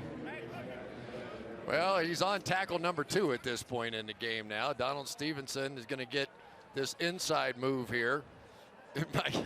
My guys from Pro Football Focus just text me, this guy got a 5.5 grade in the first half. There are guys that don't get that grade in 3 years of their career. That's like off the charts, right? It's ridiculous. No, so is he. 49's a backer, 49's a backer.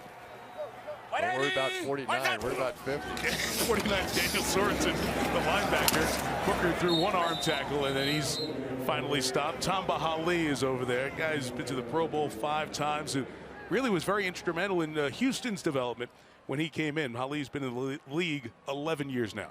Yeah, and they've really been kind of taking it easy on Tamba Hali this year. And I think, you just keep seeing that if this strategy could work, D4 comes back from that hamstring injury. Justin Houston continues to play like this, and Tamba Hali is fresh for the end of the season in the playoffs. This could be an unbelievably dynamic pass rushing force on this defensive team. As well as important plays, your field position is decent. It's 3rd and 5. Here come the Chiefs. Picked up Siemian, by Thomas for the first down, just inside the 20-yard line with Kenneth Acker there in coverage.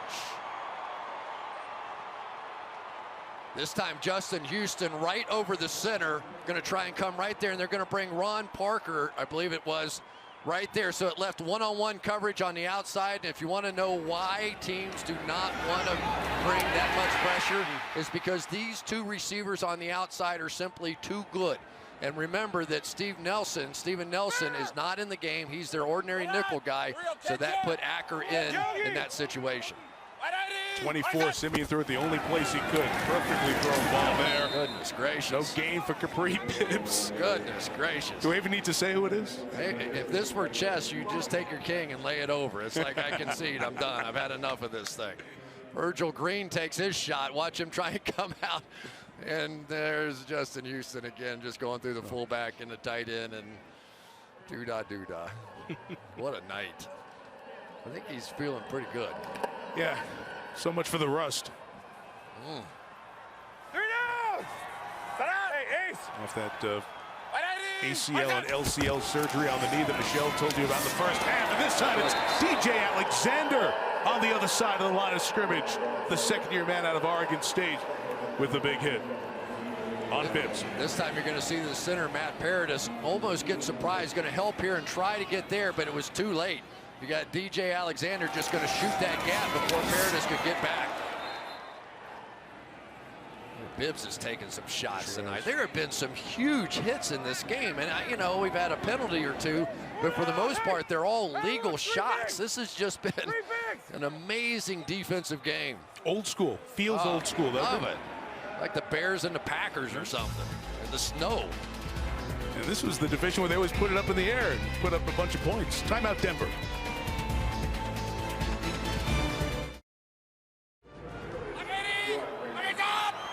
Third and 13 here for the Broncos. Rushing 4, Simeon throws. The crosser is A.J. Derby, the tight end, just like he was in the second quarter. It's about 1.5 yards shy of the first down. Ron Parker made the tackle. You would think take the point since the game is so close. But, the rumbling of the crowd tells you there's no kicker coming out. And for the moment, Kubiak's crew going to go for it.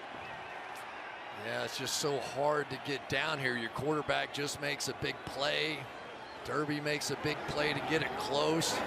But now you're thinking, who do I overwhelm on this defensive line? And I'm sure not running it to the right. I'm running left if I'm running anywhere. Derek Johnson back on the field. Simeon tries to keep it and get there. He gets tagged at the end of the play by Berry. Let's see where the forward progress will be marked. And then it was late that Simeon came popping out there. That Marcus Peters down there eyeballing it.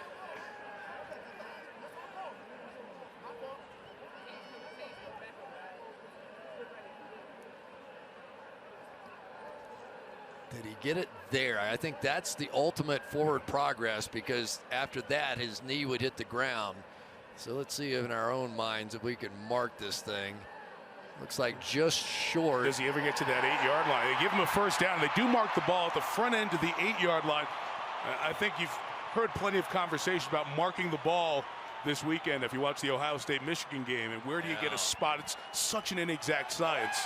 But it was pretty clear there that you could see that 8-yard line. I personally didn't think he got to that 8-yard line. And again, it has to be so clear that he was shy of it for replay to turn it over. Andy Reid, no flag in hand, no challenge. They pick up the 4th and 1 on the keeper by Simeon, and Devontae Booker gets 2. Probably mark him to the 6. So here we go. Here's the 8-yard line right here. Let's see if he gets there. Remember the ball, not his helmet, not anything else. Does the ball get there? I don't think so. I didn't think it did either. And that is not directly down the line, but it's pretty close to down the line. You see where the ball was, almost just under his left shoulder, which had gotten turned the other way. 2nd and goal. Simeon fires. What a good play by Phillip Gaines. Again. Same thing with that slant route, right? Absolutely. Here he is back underneath.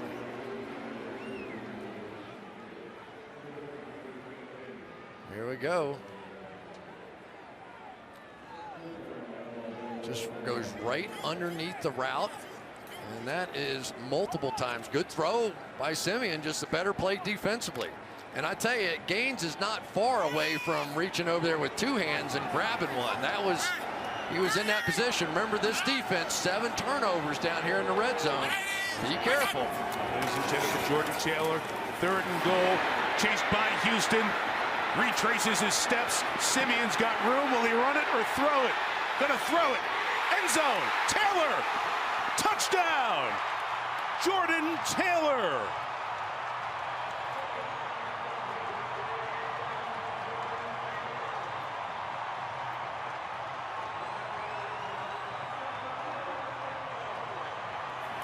How do you like me now, says Trevor Simeon. Justin Houston had a beat on him. He doubles back across the way, and then it's Jordan Taylor. Look at that move in the back of the end zone. He faked like he was going to the back edge and then came back both feet down, clean catch. And Trevor Simeon with a trademark play for his early career. Houston thought he had him, maybe a little tug there at the end of that thing by Stevenson, got away with it. McManus, big extra point. It's not through, and Denver takes the lead. Jordan Taylor is the receiver that Peyton Manning gave the nickname Sunshine from Remember the Titans because of the long hair. He was helping Peyton in the rehab process last year. This year he's helping the Broncos. He's giving them a 1-point lead.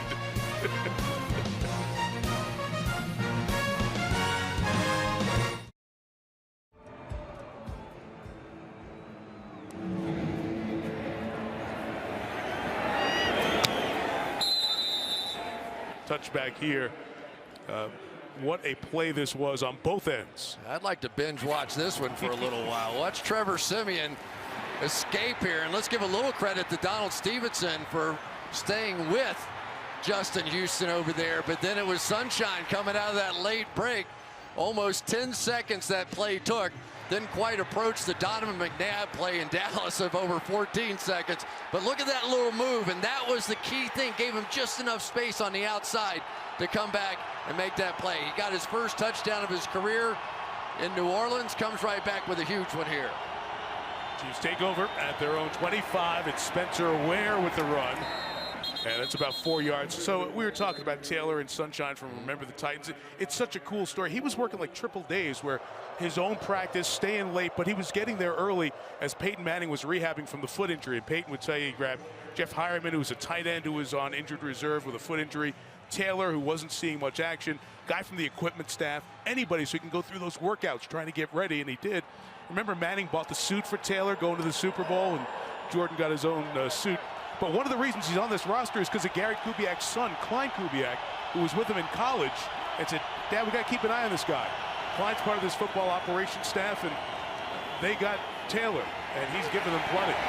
Kelsey, the tight end for the Chiefs, across the 40. Hard hit at the 45, but a first down and a pickup of 15. Every play ends with a big hit, and here comes Kelsey across the formation, and for once nobody ends up picking him up. You'll see him come all the way across the formation, and that match zone just got fouled up a little bit. Then there's the newest millionaire right there. Darian Stewart came up with a new contract. You see why. He had 3 turnovers in the game against the Saints in New Orleans. Was spectacular in that game. First down since the first quarter for Kansas City. 6:15 now in the third as Ware carries for 2 yards. You know, I tell you who else has been big in this game so far in his return is Derek Wolfe. You know, that was the one defensive element, that inside pressure, the Malik Jackson kind of role, the guy that gets some push up the middle, so those outside pass rushers, but also against the run. They're rotating him in more and more in this game. You see the big elbow brace on him, sort of looking like J.J. Watt over there. But he's had a nice game so far.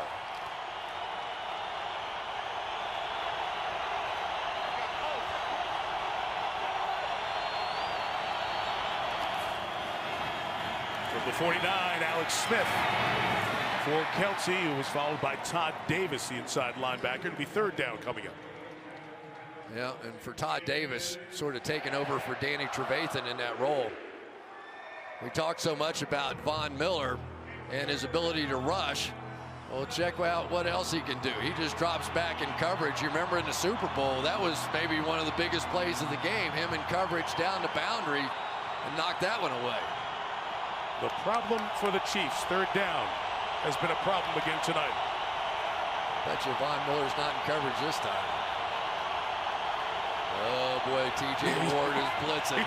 He knows it around. Here he comes. The back picked him up, and Kelsey's got the first down. Terrific play all the way around. Will Parks, the safety, the rookie, had to make the tackle. It's a great job that time by Alex Smith, forcing Denver to show this blitz. They started moving. He knew exactly the offensive line could figure it out. They pick it up, and then they get their main man, Travis Kelce, out there on the rookie Parks.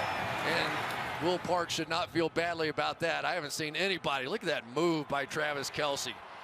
Just electric from the tight end position. Just 8 completions on the night for Smith, 3 of them to Kelce. Nothing downfield. The 43, good pocket that time, and a good catch by Ware to keep his balance and get to the 25, an 18-yard first down game. That was an amazing move. At the tail end of that thing, looked like he was going down. T.J. Ward, who's one of the best tacklers in the league, just had a direct beat on him, and somehow Ware was able to do that and let that bullet fly by him. It's almost like that hand he was using to not go to the ground gave him a chance to pivot in the other direction. Hey, we've seen everything else tonight. Why not? You said it before. He's a former quarterback in his high school days. Great athlete. He is running again for about 5 inside the red zone as we take it under 4 minutes. Third quarter. Denver 10, Kansas City 9. Two very similar teams playing their type of football here. Here's that inside zone play now, and watch Mitch Morse, the center here, make the block. This is so key because this play is going to fold back behind, and then you just sort of move that guy out of there, Billy Wynn. Mitch Morse, a very quick guy, very athletic inside as well. Niles Davis now the running back. Out of the pistol, the quick throw to Hill, trying to get the speedster on the edge. Chris Harris not going to let you get there. Aqib Talib going to make sure that his partner has help. I tell you, Chris Harris is just simply one of the best football players in this league. He's a little guy. Everybody goes, yeah, big deal. He was a slot corner. Nobody paid much attention to him. And then he got about a $50 million contract. Slot cornerbacks, slot receivers, people that can make plays like that, they're difference makers in this league. 3rd and 6, place going nuts.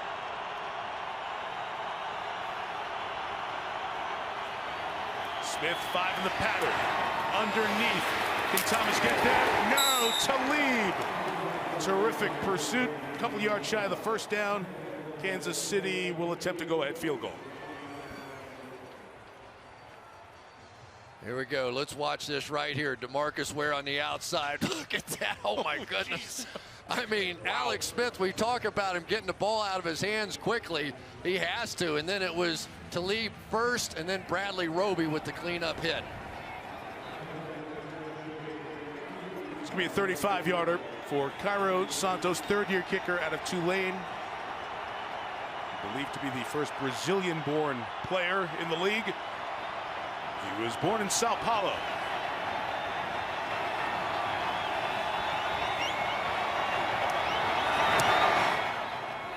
Perfect execution all the way around by the snapper Winchester, the holder Colquitt.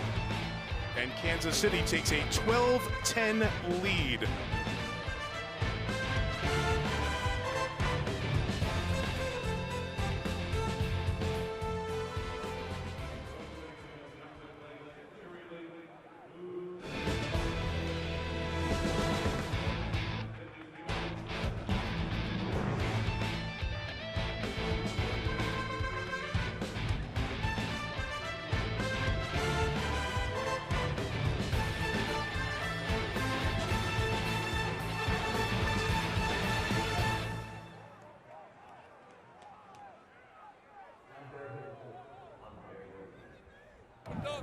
Illegal formation. Defense. 7 players lined up on the left side of the formation.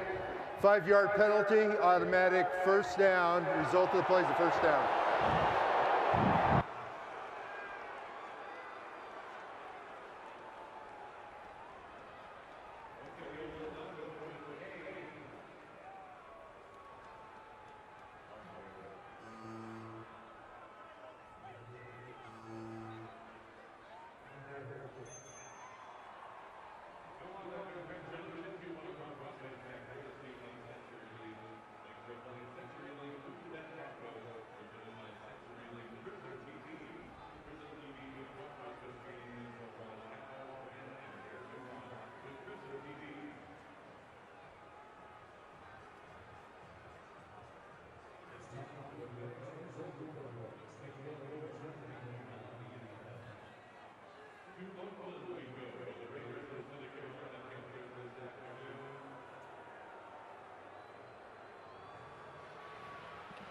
So the field goal was kicked, and then after we went to break, a flag was thrown, and Gary Kubiak's getting the explanation from Pete Morelli. Illegal formation on the Broncos, because in 2013 they put in a rule. You can only have 6 guys on one side of the formation for player safety, can't overload. Denver has 7, So the kick went through, but the official in the back was counting the players on that side of the snapper, said there were 7 after they had a consultation. You saw the 2 officials going to talk to each other there. Play clock did not run out during that play. Again, illegal formation defense, had 7 men on the line of scrimmage. 5-yard penalty. Result of the penalty is a first down.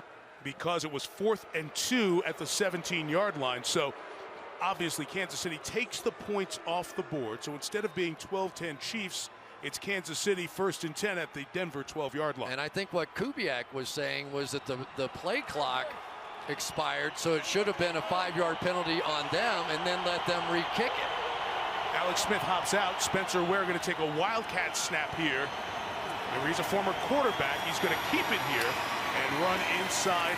Good push from the O-line to get down to the 7-yard line on first down. Yeah, and this wildcat formation has become some of their red zone and short yardage formation of choice, because you have a guy that has experience running that read option play. As reported, and as eligible. 75 is eligible. And also your running back obviously running straight through the hole where he probably would have anyway. So now they bring in Ja Reed, the extra offensive lineman, to try and just overpower Denver at this point. Best looking drive of the night for the Chiefs. Again, it is Ware. He's going to run to that side and just gain a couple of yards. It'll be 3rd down coming up.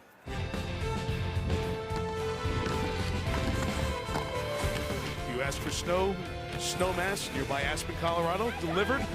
Got some today. 'Tis the season in the Rockies. Derek Wolfe, who we mentioned had that elbow injury that he came back from, being walked off by the athletic training staff. Chris, I just want to go back to that penalty, and you wonder, why did they make that rule change for player safety 3 years ago? Simply put, the defensive teams were rushing through the gaps created by the overload. When they looked at tape, they said too many injuries caused by that formation. Here go the Chiefs back for the 2nd time in this drive with the Wildcat with Ware, who gives to Tyreek Hill. Speed on the edge. What a block he got from Wilson to score the touchdown. Albert Wilson, the big block, frees Tyreek Hill for his 2nd touchdown, and the penalty ends up allowing the Chiefs to score a TD. Boy, I tell you, it takes some nerve to run wide on that one. And essentially, I think that's Von Miller unblocked. This play is going to leave Von Miller unblocked. They're going to read him. They thought Von Miller was going to come down, and it was Tyreek Hill able to get on the edge. Great blocks on the outside there by Wilson and by Travis Kelce. Boy, how many times do you design a play that you leave Von Miller unblocked? And it worked. It's that whole zone read concept. You're often leaving the best rusher free. It doesn't fit with anything except when it works. If you can't block him, don't, I guess. Tell your quarterback that, right? Hill, 2 touchdowns. Kansas City back on top. 16-10, a good one here in the Rockies tonight. And the Chiefs respond to the Denver touchdown with one of their own. 16-10 Kansas City. Santos good hang time and depth. No return for Capri Bibbs and the Broncos. Well, we've been talking about these big hits all night long, and here we go. We'll start off with Von Miller early on with that one. Eric Berry's had a few legal and illegal. And Derek Johnson comes up with that one. DJ Alexander and Darian Stewart here at the end. But it has been like this all night long. I've been getting messages from some of my defensive friends around the league, a little fired up, watching some defensive football out here. Warren Sapp, he's loving it. Kick in. 180. What's that? Now Simeon back to work with 30 seconds left. First down play action. And with a high throw intended for Emmanuel Sanders, who was open, but Simeon couldn't find the target.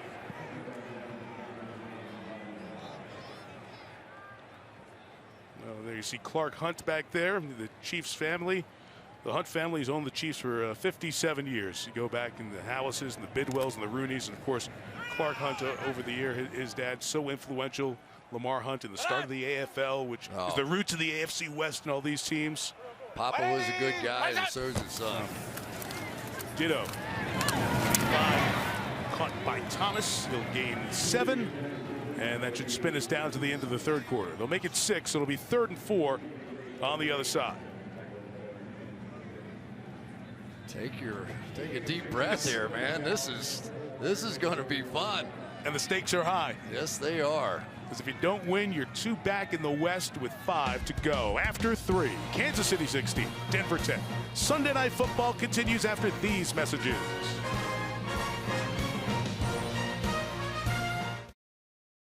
Chris said it earlier, that Dallas story is the who'da thunk it story. Oakland's right there behind at 9-2. We were there a few weeks ago to watch the game against Denver. That place is alive. Raider passion is back, and one of those great performances by Derek Carr. The pinky injury comes back. They end up beating Carolina, so they are 9-2. If somebody wins, if we don't end up in a tie, the winner here will be 1 back, the loser 2 back. And you saw those division records. Keep in mind, Oakland has to go play the last 3 division games on the road here down the stretch, so there is hope.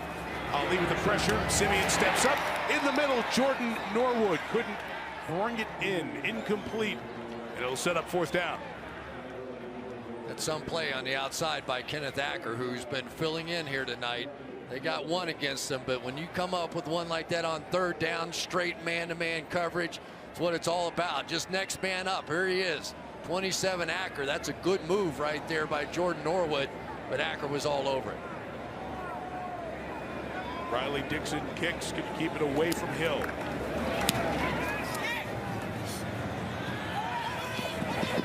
It's a good job pushing it towards the sideline. Gets a good bounce. Going to be 55 yards and all net, and Denver's going to have it back inside their own 15-yard line. Kansas City's going to have it, I should say. This is everything we thought it would be, but this is a big pressure quarter going both ways here in the 4th. Yeah, and the thing that's been so impressive about this so far, 0 turnovers. Right. So the offenses are doing their jobs as well, and their job was to come out here, not lose the game. Of course, they had the, the sack in the end zone, the whole thing out there, and that led to 9 points out of it.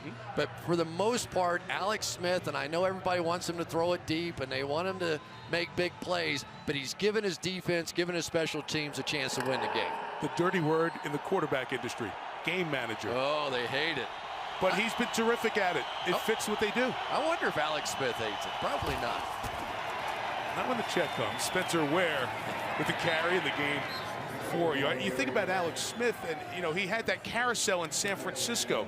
He had so many different guys, and then Jim Harbaugh came in there and really stabilized. So Harbaugh comes in 2011, and since then Alex Smith has turned it around. Look what he's done the last 5 years. Yeah, and of course they had pretty good defense over there in San Francisco as well, and they come over here and build the same thing. And for Andy Reid, he was always a West Coast guy. He didn't always have a West Coast quarterback, so I think this is kind of the essence of who he is, and that's a big reason why they've won 17 out of 20 regular season games. 2nd and 9, the dip of the shoulder, trying to get around the edge was Miller. Whoa. And the sack comes from the other side. The other terrific player, DeMarcus Ware, and Smith went down hard as Ware took him to the ground. Nice job by Schwartz here on the outside. As Miller comes in, Schwartz going to push him by, but as Alex Smith stepped up, the old high-low, here comes DeMarcus Ware, is going to go underneath Eric Fisher there, and that's how those guys work. They actually have signals that says, all right, you go high, I'll go low, and then the next time will be, I'll go high, you go low, because that's what you want to do. You want to just force him to step up into the other guy. And Steve Antonopoulos, the longtime athletic trainer for the Broncos, is looking at Ware, even though he's the one who threw Smith down so hard. 3rd and long. Alex Smith knows, do not make a mistake here. Just take it. Shane Ray will get credit for it. The guy in place of DeMarcus Ware forces the 3 and out for the Denver defense. Here's what you're going to see, just zone defenses. Everybody in a zone, just a 3-man pass rush, and they still flush him out of the pocket. But Mike, you're exactly right. Alex Smith, the game manager we just talked about, said, listen, guys, we're all right. We've got the lead. There's nothing wrong with punting the football here. We don't want to make a big mistake. He made the right play.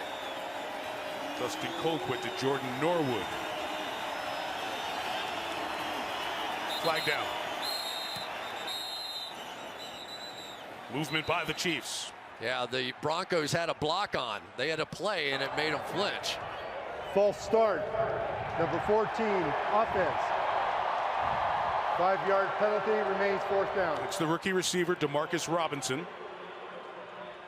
You'll see both these guys on the outside. They were coming in for a block.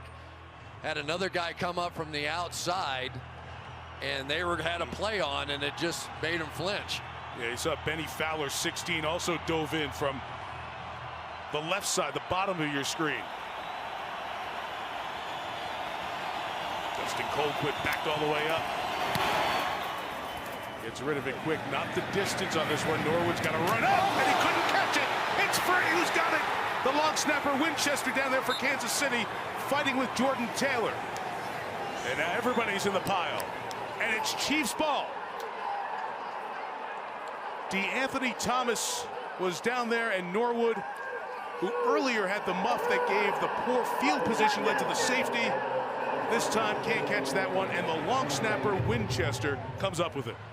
Yeah, Norwood wanted to go without the fair catch, but because Thomas was right there in his face, and nicely played by Thomas to not get there too soon. But for Jordan Norwood, it's been a long night already, a couple of those.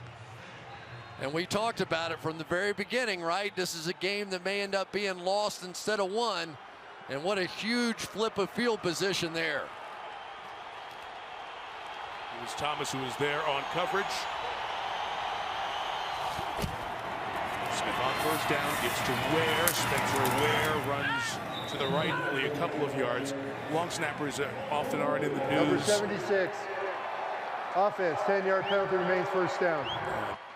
Penalty on Duvernay Tardif, the guard. They're often not in the news unless there's a bad snap or a mistake. And Winchester's second year out of Oklahoma, maybe you heard the story. His dad, Michael, worked at the Oklahoma City airport. Was shot and killed 2 weeks ago by a disgruntled former airport employee. He didn't practice that week. He came and snapped for the Chiefs last week against Tampa, and the special teams unit, the whole team, just couldn't believe what a great job he did. So you know how heavy his heart is as you're right around Thanksgiving and the holiday time, and a moment to feel great about his accomplishments as he's dealt with so much difficulty, and his family as well over the last couple of weeks. Penalty makes it 1st and 20. Spencer Ware got some blocking on the edge, got the penalty yardage back, and then some to the 45-yard line.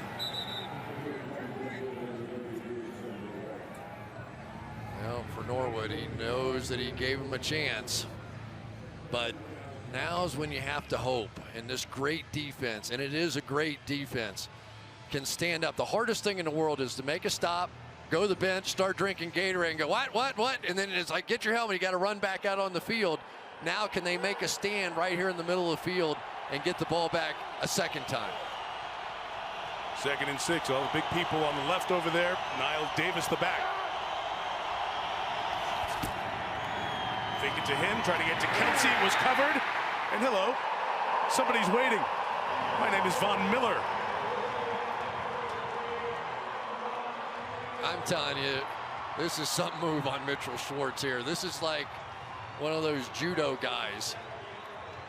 It looks like it's going to be nothing, and then watch the hand movement here. Just getting those hands off. Schwartz was probably thinking it's going to be a quick screen, get out of there, go the other way. Von Miller just too quick. Officially 2.5 sacks. Here's what they were looking for. They had all 3 tight ends on that other side. 2 were blocking. Kelsey was waiting. Miller changed the timing of it all. Play clock is out. Timeout Andy from the sideline. Andy Reid got the timeout first, I believe. Prior to the clock running out, timeout, Kansas City, first team timeout, 30-second time. You know, that's an interesting timeout there. You're 3rd and 13 anyway. Your odds of converting that first down probably pretty slim. And who knows what that timeout may mean towards the end of the game. Took it, they'll take a shot, and they'll probably hit a touchdown for 62 yards. Each team has a couple of timeouts left. We mentioned earlier, if you were with us, that there were some issues with the kickers in warm-ups because the wind was blowing and it was difficult. You mentioned when we had a wind game a few weeks ago, it's one of the toughest things for a punt returner is to catch a ball in the wind, especially the way these guys are kicking it, dropping the nose down. And Norwood's had a really tough time with a couple of kicks. And what happened on that kick, when the nose doesn't turn over, it comes down almost like a frisbee, almost like back towards the punter, and you feel like you're never going to catch it. You just keep chasing it. 3rd and 13.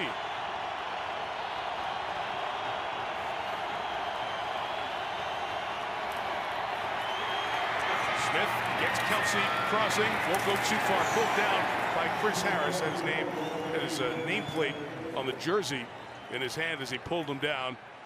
It'll be 4th down, and Norwood's going back again. Well, it's a stroke of confidence. He's been so good at this, so why not? I think it was Norwood in the Super Bowl that had that 60-something yarder, right? That made a big difference in the game. Longest punt return in Super Bowl history, the 61-yarder that he had. Not many other punt return options used thus far this year by Denver.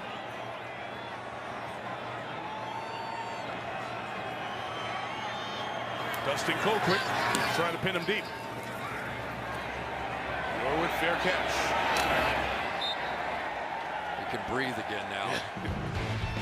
And if you wasn't sure, a little sarcastic cheer from the home crowd as well.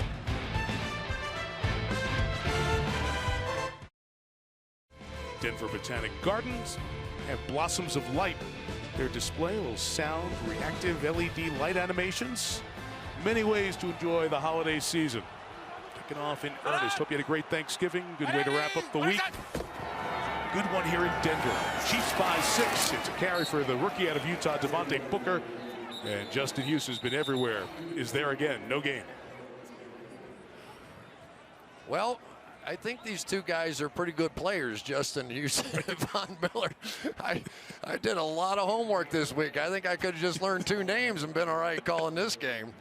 It's unbelievable how they've just dominated from beginning to end on either side of the ball.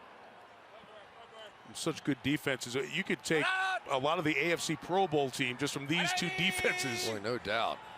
We are back to AFC against NFC in the Pro Bowl this year. The 13th, Simeon taking a shot downfield, and it is caught by Sanders. Inside the 30, and a flag on the back end will take them into the red zone.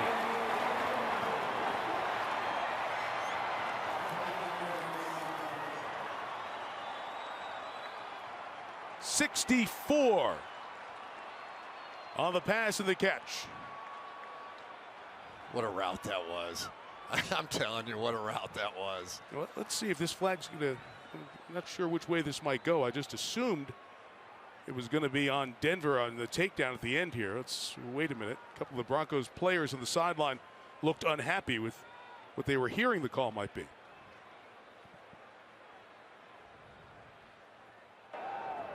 Unsportsmanlike conduct. An official collided with a member of the coaching staff. The result of the play is a 1st down. After the 15-yard penalty, it'll be 1st and 10. Again, they'll give you a sideline warning sometimes, but if you run into the bench personnel. Here's Gary Kubiak, and here's the official. That entire area right there belongs to the official, and the minute he bumps into anybody, he may not have even known it was Gary Kubiak. That's it. Look at this route, though, by Sanders coming down. He was so close to the line of scrimmage, gave that hard inside move, and made that huge play. It was, everybody's booing here, but it was absolutely the right call by the officials. Great throw there by Simeon, and what a route by Sanders.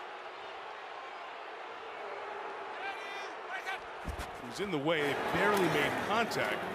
I'm sure the fans saw that. Devontae Booker the carry for 3 yards. But like you said, that's one of those clear, bright line in the rule book if that happens.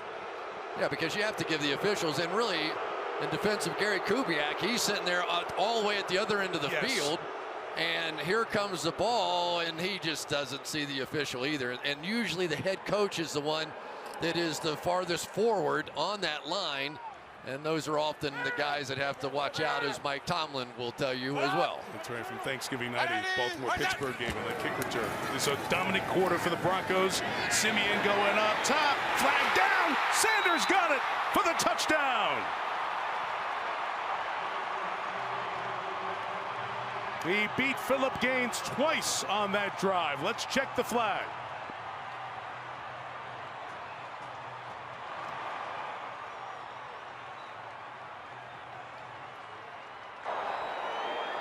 Illegal contact, number 38 defense. Penalty is declined. Result of the play is a touchdown. The last thing Emmanuel Sanders said when he left practice, Show me some love in this game, will you? Well, here comes a little love. I tell you, that's the fastest I've seen two guys in 2 plays go all the way down the field. And there's Stevenson on the outside, who really has made a difference. It hasn't been perfect, but it's been better and just enough on that play. And for Emmanuel Sanders, how about those plays back to back? McManus makes the extra point. Denver on top, 35 yards. Take care of your head coach. Don't worry about the 15 yards. Let's take it back a little bit farther. Sanders gets a touchdown after 6 games without, and Denver back on top by 1.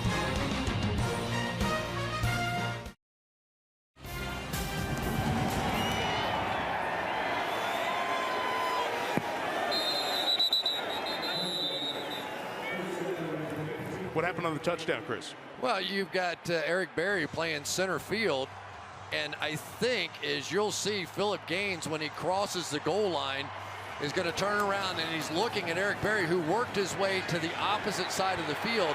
But generally, when you see somebody coming all the way across the formation and your guy's in trouble, you're hoping for help. You're just never assured of getting it. That time Eric Berry worked the other way. I don't know who's hugging who there. Maybe Kubiak should be hugging him. Well, because the 15-yard penalty, it meant those 2 long plays. He had 99 yards receiving on that drive. It did beat Jeff Janis. Remember that in the playoffs? He had 101 on that final in the Hail Mary and the whole thing. Green Bay, Arizona divisional playoff game. You guys had that classic last year in the desert. Replay. Marcus Ware offside. Smith throws it. It's caught by Hill. Don't give him space. 9-yard gain. You want 1st and 5 or 2nd and 1?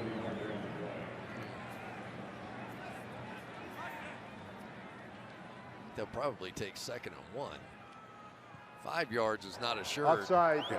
Number 94, defense penalty is declined. 2nd down. And I tell you what, I don't know how many different ways I could get the ball to Tyreek Hill, but I'd sure be trying. And, you know, this is a guy that's strapped together pretty good, too. We were talking to Andy Reid about him, said, you know, he could play running back. He's not a small guy, so you don't have to worry about wearing him out. Comes around just for the fake to get the 1st down on the run with Spencer Ware to the 37-yard line. As we approach 7 minutes left, we mentioned the great night with Justin Houston, Von Miller as well. Miller was given a half sack on one we weren't sure about. They've credited him with a full sack from the one at the end of the 1st half, so he now has 3 sacks on the night. There you go. I tell you what, though, book that one in your mind, that fake reverse, because had they handed it off, it would have been open. They had a lead blocker in front. Trust me, the guys that are sitting up in the coaching booth have that one with a little star next to it. Niall Davis, the running back.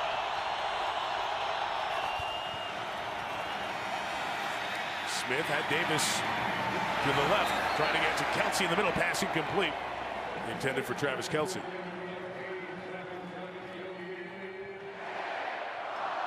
It's really a good route there, working against Corey Nelson inside, and a great throw by Alex Smith, even protecting his guy, just couldn't come up with it.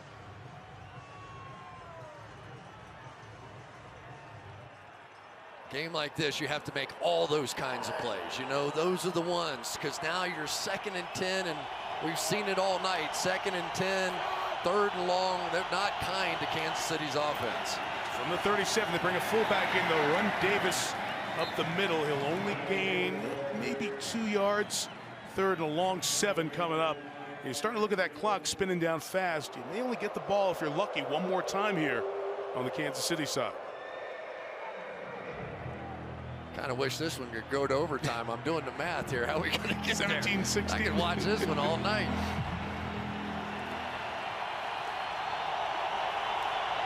It's good football, good teams. Every 1st down's an accomplishment.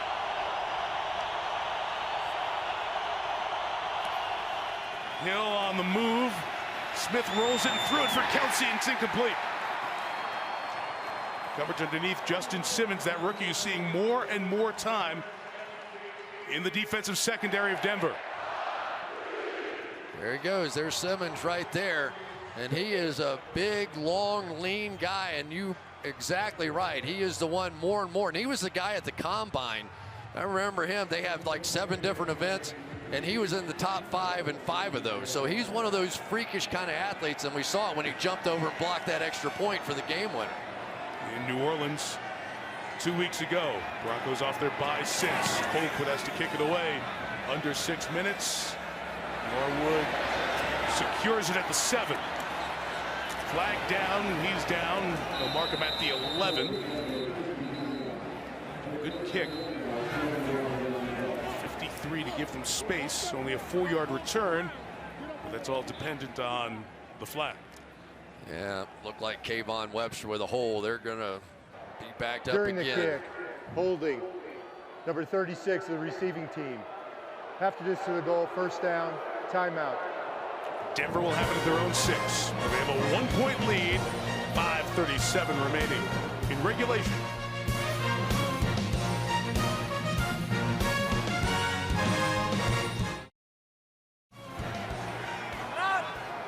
The penalty takes Denver back to the 4 to start this drive. And it's going to be a loss of a yard for Devontae Booker to start the drive.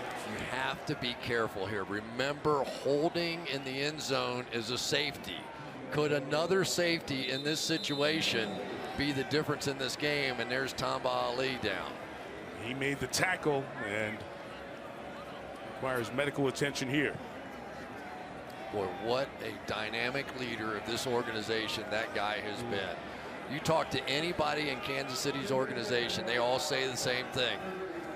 Just follow whatever Tamba Ali does. Such a great player for so long. I'll tell you the other guy you better keep your eye on in this situation, who's been a bit of a nightmare, is Chris Jones, number 95. He has been disruptive many times. You still need about 2 or 3 yards just to have a legitimate punt opportunity here. I just can't imagine, though, they're going to give Trevor Siemian too many shots to throw from the end zone because of that possibility of holding in the end zone. They could flip this score.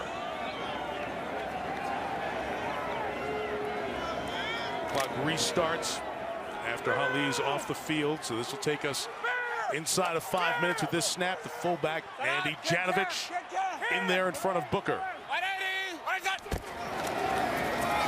Siemian gives to Booker. There's no place to go.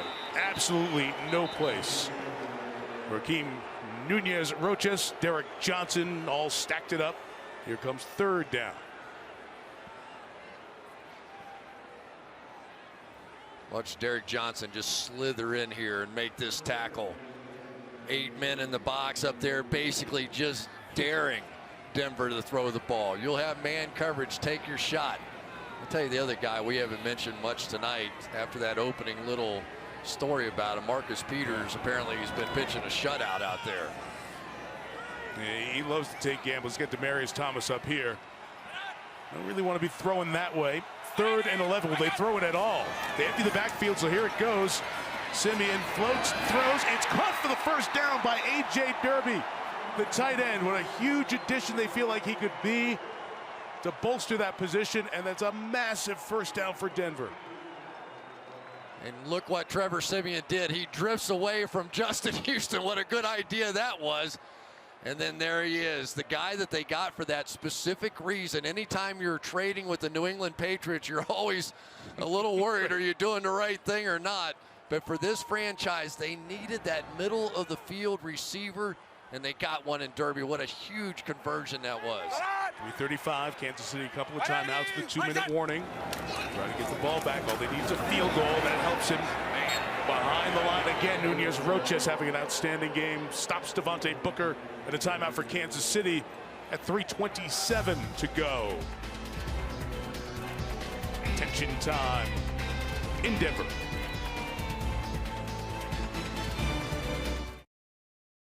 Trevor Siemian, in the 4 home games he had played, had only thrown 2 touchdowns. Chrissy has thrown 2 here in this second half. We talked about the opportunity ahead for him. Boy, he's been very good in this half. He's really been brilliant. He has. That last drive, what he just did there, clutch play. They want movement there on the receiver. They got Sanders in the slot to flinch.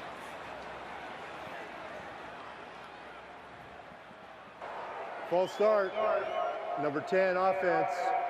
5-yard penalty, still second down.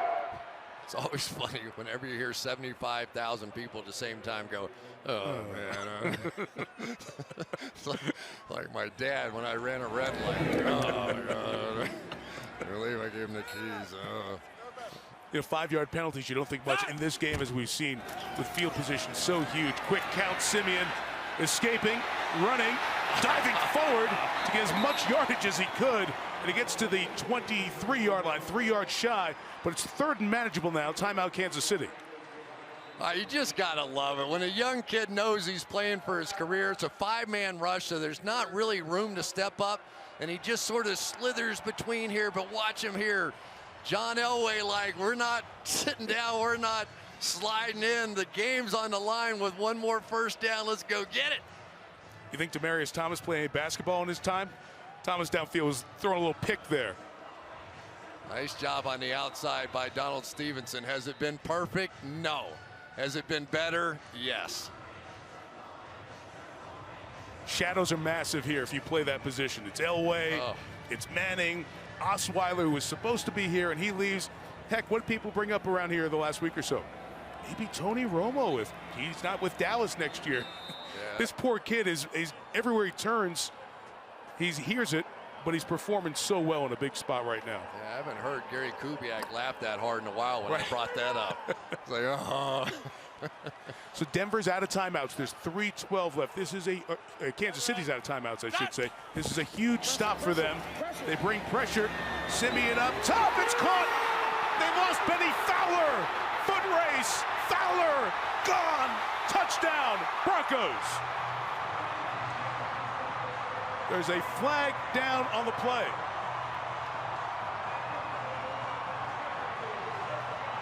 If it stands, it's 76 yards. The flag is at the 33-yard line in the Denver bench area.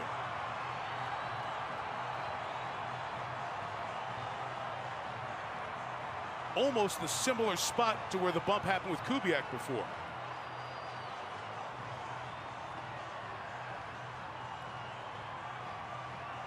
It looks like there's no foul on the play. Okay. There's no foul. Somebody just dropped their flag. So it's a 76-yard touchdown to make it 23-16. Wow. I mean, what Trevor Siemian just did, they sent the house after him, and he pulled a John Elway totally under control, and what a throw. Nice extra point. So now Kansas City will need a touchdown and 2-point conversion to tie the game with no timeouts and 3 minutes left. You can't block it when they send everybody. This is called a zero blitz. And Gaines has him one-on-one, no help anywhere. But it was Trevor Siemian who saw the coverage, knew exactly what it was. Just floated high over the top. Everybody's blitzing. What a play. You have to be happy for that young man. You just have to be happy for him. But the one thing it does do, Mike, is it gives Kansas City the ball back, and they're just down 1 score in a 2-point conversion. Benny Fowler had a touchdown against the Chargers. He's the guy who can forever say, I caught Peyton Manning's last pass. It wasn't an official pass attempt that Fowler caught. It was a 2-point conversion in the Super Bowl, but that's Benny Fowler's one line of infamy. That's a big one here, and one that matters a lot. As Simeon goes over 300 yards, 325, which is not what you thought would happen when you watched the first half of this one. And only in a game like this do you see grown men playing patty cake. You know, it's like the rawest of emotions out here. All the way back and out of the back of the end zone. Hill frustrated, couldn't get his hands on it. Well, you can't do it better than this. Trevor Siemian here in the second half has just been absolutely brilliant. He starts out with Emmanuel Sanders once, Sanders twice. 3rd down and 11. Got to get out of your own end zone or you have to punt it back. And then this, the floater over the top. Perfect throws. Zero blitz. They brought the house after the kid. And he had the answer. Aqib Talib, he knows who he wants his quarterback to be.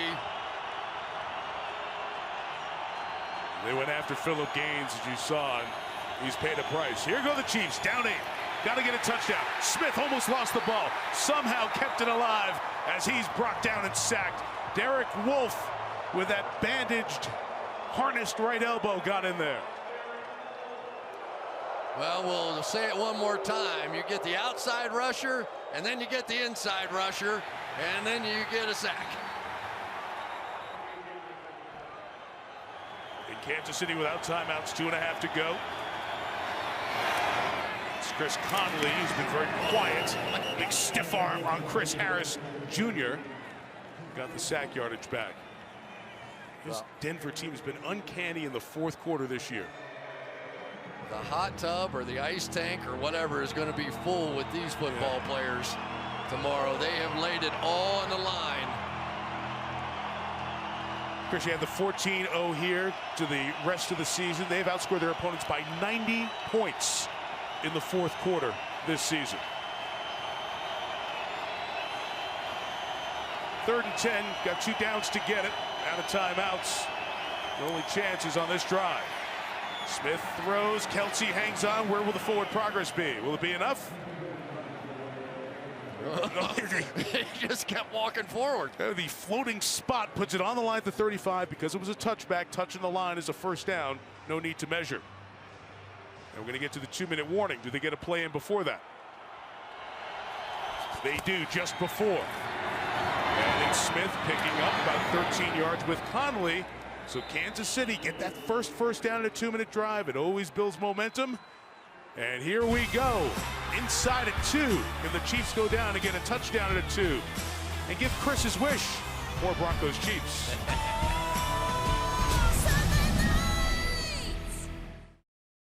Final 2 minutes. Chiefs out of timeouts. And 1st and 10.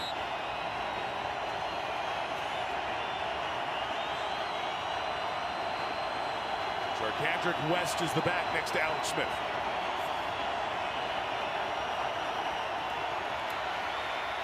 Smith puts it up towards Kelsey, incomplete, but a flag down. Kayvon Webster says, not me. Holding. Number 36, defense, 5-yard penalty, automatic. 1st down. Travis Kelsey basically just runs right into Kayvon Webster and is going to kind of drive him back right here, and then maybe a grab at the top of this route. Yeah. Not much. Yeah. Technical term. Yeah. DeMarcus Ware out. Shane Ray rushing off the edge. 151 left. No help. Everybody's one-on-one. Oh boy. Offside. Miller unabated to the quarterback, so they killed the play. Offside, number 58. Defense, 5-yard penalty, still 1st down. Watch the center's head, Mitch Morrison. See if he gives a little snap here. Right there. Yeah, he kind of gave it a little snap of the head, and I think Von Miller thought he had a key. In the hours that D-line coaches and D-linemen spend looking for just that one edge, give me one little tip. To the 42-yard line. 1st and 5 throwing. Tyreek Hill, the fast man, goes down at the 33. Got the 1st down. Almost like he felt like he couldn't get any more, so let me save some time. Or save something. That's right. 90 seconds to go. From the 34, Smith working the middle. Kelsey can't hang on. They came by Brandon Marshall, the linebacker. I tell you, I'm so impressed with Brandon Marshall and the job he's done. He's had such a tough job. He had to take over for Danny Trevathan in that straight-up man-to-man coverage role. You get great tight ends. You end up getting great running backs coming out. And he has just been true to form all season long. There's your leader of that defense out there. Makes all the signal calls. Well, there's the leader, but the other guy makes the calls. He's out. Shaquille Barrett in the game. Rotating these edge rushers down the stretch. DeMarcus Ware back in. Smith going Kelsey again. He hangs on. Ward makes the tackle. A yard shy of the first down.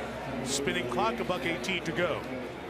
Well, you can just about count on it. Anytime you get Kelsey one-on-one with anybody, it's no insult to anybody, on anybody, that's where Alex Smith wants to go. 3rd and 1. 4-man rush. Throw knocks down Conley, but he makes the catch at the 19. They've got the first down. Again, no timeouts for Kansas City. They have struggled mightily in the red zone.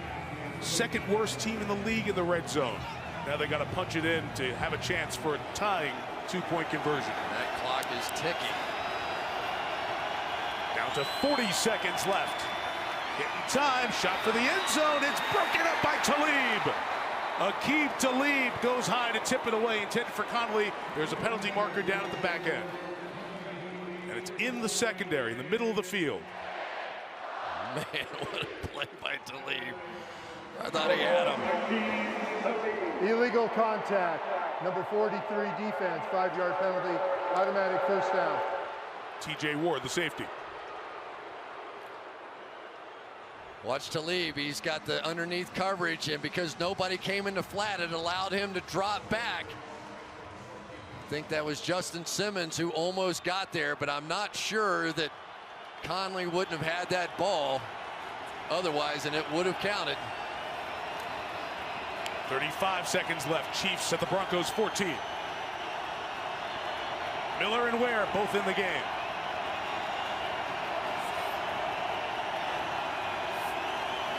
Hill in motion. Smith going the other side. Looking end zone again. Out of bounds for Albert Wilson. Bradley Roby just kind of rode him all the way to that sideline. Well, defensively, you have the advantage now of they don't have all day. If they complete something in the middle of the field, you make the tackle, and now it's scramble drill time to try and get the next one off. Same thing happens if you get a sack. Obviously, that puts a great deal of pressure in this situation. Once again, Kelsey to the right, trips the other way. Alex Smith swings the back this way, and Charkandrick West can't bring it in. It was tipped and incomplete. 3rd and 10 with 25 seconds left. Well, Von Miller had to put one more thing on the resume tonight. A tip pass. There's still time to complete one in the middle of the field and still get up to the line of scrimmage. But remember, it's 3rd down here. Right. So if you do that and you don't pick up the first down, you can't run up and spike it. So you have to have 2 plays called in the huddle here just in case that happens. And you see, they have to get to the 4 to get that first down. Conley, lone receiver, bottom of the screen. Smith looking middle, looking end zone, incomplete. Harris was there in coverage. Wilson, the intended receiver, and we're down to 4th down.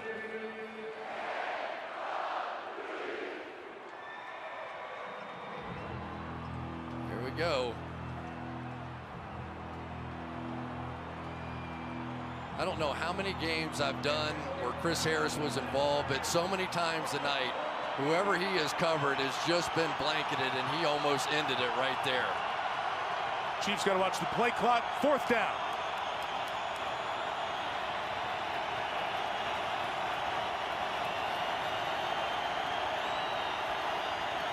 Bringing 5. Smith gets rid of it. It is caught, and it's a first down out of bounds with Hill.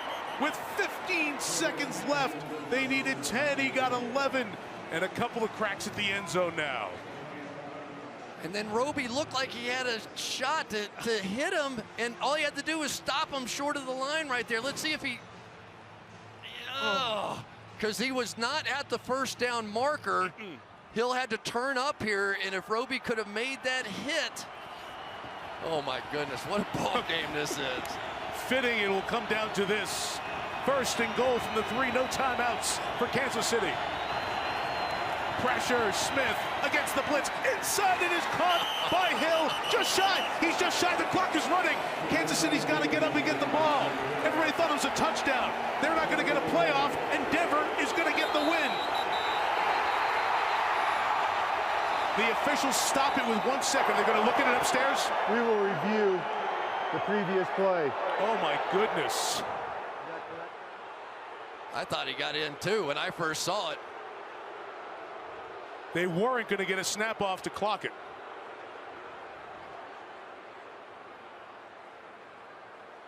Knee goes down. When does he get see? Here we go. Where is the knee down? Down there. Is it down? But does he have the ball yet, Chris? See, he doesn't get possession of the ball till the very end. Which would work in his favor. Yes, right? exactly. So if this is not possession, it actually works in his favor, because if he controls it there, you have the touchdown. Oh my goodness, there are so many things at work here. And is it clear and obvious in this situation? Because the call on the field is short. It has to be 100% sure for the replay center to overturn it. And remember now, because there's 1 second, Kansas City is going to have to be ready. Yes. And I'm sure the officials will let them know, but if they mark it there, they're going to wind the clock. And you have to have that play ready, and it's going to be on the, whatever, 6-inch line at worst. Is there control? I would argue when he got control, he was over that line. Or at least on that line, which is the same thing as over that line. Again, when do you have control of the ball? And at that moment, where is the ball? And because of the bobble catching it in his body, it seemed like he secured it after the contact of the defender. And we could be looking at 24-22 and a 2-point conversion coming up. Yeah, and Andy Reid may have to have 2 plays ready. One if he has to get a touchdown, and one if he has to get the 2-point conversion. That's one thing. Sometimes they stay with the call on the field because there's not enough evidence. You've got all the evidence there. I think this one's going to be a touchdown. After reviewing the play, when the receiver had complete control of the ball, he was in the end zone. It is a touchdown. Please set the game clock to 12 seconds. They put it back at 12 because that's when it happened, so there's going to be a little more time on the clock. But, of course, we have the 2-point conversion here, which is the most important play coming up. And I'm going to guess they're going to put Tyreek Hill in a very important position here. So you'll see the bobble just not under control, and then when it was, on the line. Kansas City has gone for 2 once this year. It has been Kelsey, and they converted. One thing we have not seen tonight is that jet sweep that they like to do to Tyreek Hill, where basically he lines up, comes in short motion, and they turn around and hand him the ball, and he's not in the game. He's not. Wow. For the 2, for the tie. Smith will roll it, he'll throw it, and it is caught for the 2 by Demetrius Harris, of all people. Demetrius Harris, who didn't play football in college, was a basketball player at Wisconsin-Milwaukee. Hasn't caught a ball in 3 games. Money time ties the game. They didn't even have basketball or football at the school. Here we go. What's he going to do? He's going to play basketball. Let's go get some rebound position right here. Box out, Chris Harris. And there you go. Can you believe this game is tied? This is sick. 6'7", 230. Using every bit of that space, and Harris couldn't even get around him. Guy had 3 catches 2 years ago, 7 catches and a touchdown last year. He's caught 10 balls this year, but they don't target him much, and in the big spot, he ties the game at 24. Only has 10 catches on the year. And let's give a little credit, won't we, to Alex Smith at this point? Yeah, right. He had to answer that entire drive that went the other way, all the momentum going the way of the Denver Broncos, and here he comes right back to tie it up. There was no game managing. That was game winning. Or game tying, at least. You know, he's like, hey, what do you want me to do? You want me to play with a lead? You want me to be safe? I can be safe. You want me to go get a win? Go get a 2-point conversion? You got it. You know what I like about you? You love football so much. You've seen a lot of football the last few weeks. And you said, I want overtime. And you're going to get your wish in all likelihood. It's good by me. I'm checking the rest of the booth here. Everybody okay with that? Absolutely. It's all good. You know, every once in a while you see a game where just 2 teams fight their guts out. Absolutely. You know, and that's what's happened out here tonight. You just can't ask for anything more in a big game. And Denver does have 2 timeouts, 12 seconds left.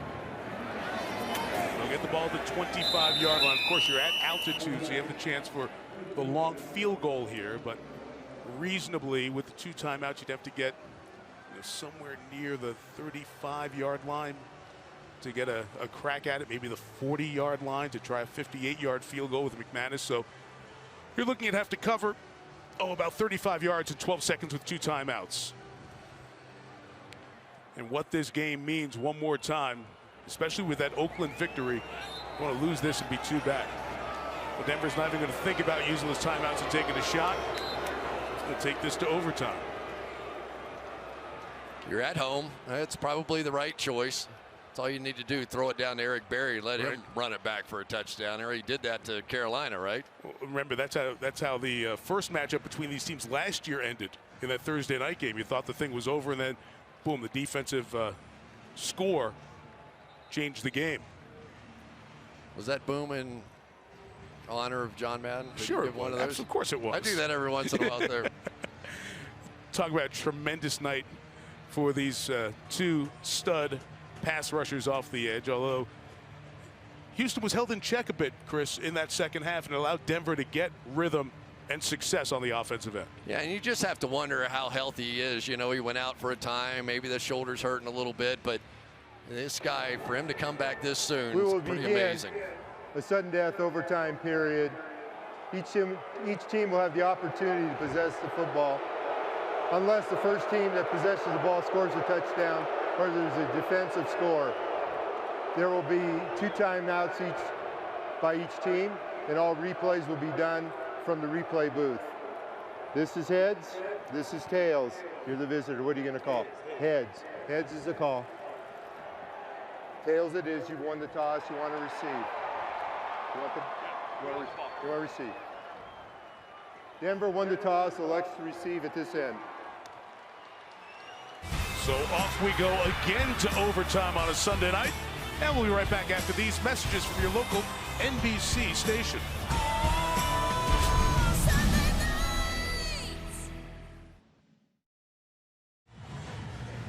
Overtime here in Denver, all even at 24. And the Broncos will get it first. Trevor Siemian over 300 yards, most passing yards of his brief NFL career. Terrific second half. Kansas City responds. Capri Bibbs is back deep to receive the kick. Twice overtime has ended with a kickoff return for touchdown. In NFL history, Cairo Santos with the kickoff.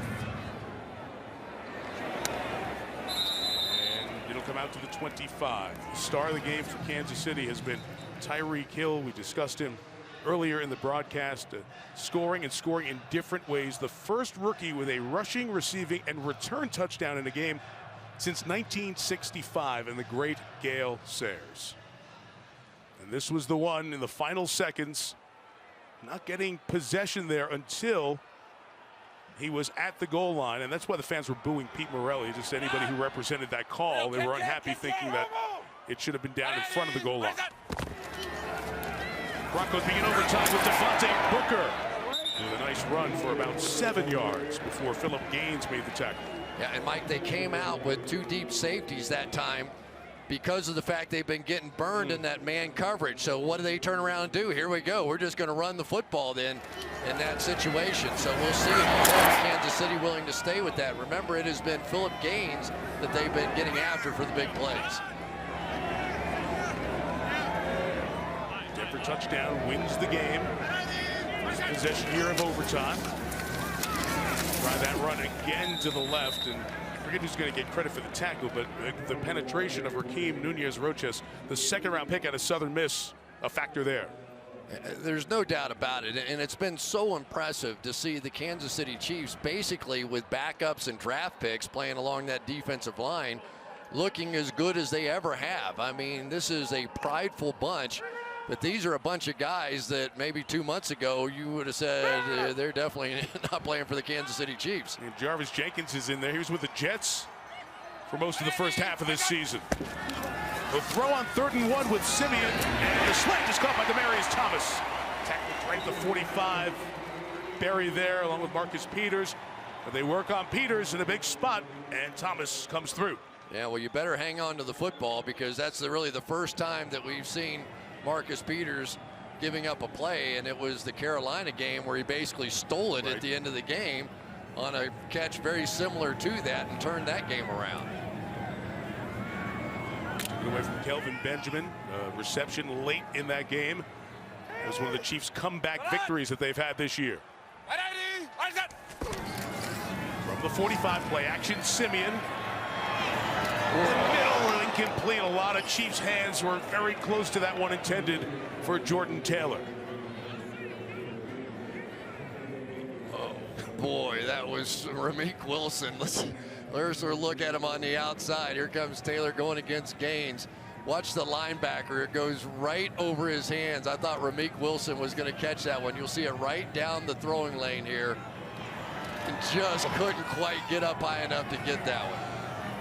You saw the veteran move by Gaines. Tug on the back of Taylor's jersey, get in front of him. Try to get in the way of the pass as well. 2nd and 10, they will draw it. It is Bibbs. Only 2 yards, 3rd and 8 coming up. Kendall Reyes joining Tamba Hali on the tackle. Kendall Reyes working on Max Garcia and just sheds the block and makes the play going right there. Watch this one. Stand him up, extend your arms, throw him aside, make the play. Beautiful. Broncos have always been successful in overtime. Matter of fact, they have the most overtime regular season wins in league history. 3 last year, including the Sunday nighter right around this time of the year against the Patriots. That C.J. Anderson run, a 48-yarder. It's 3rd and 8 here. Simeon's flushed, he floats it out, caught by Booker. Booker makes a man miss to the 30-yard line, a gain of 23 yards.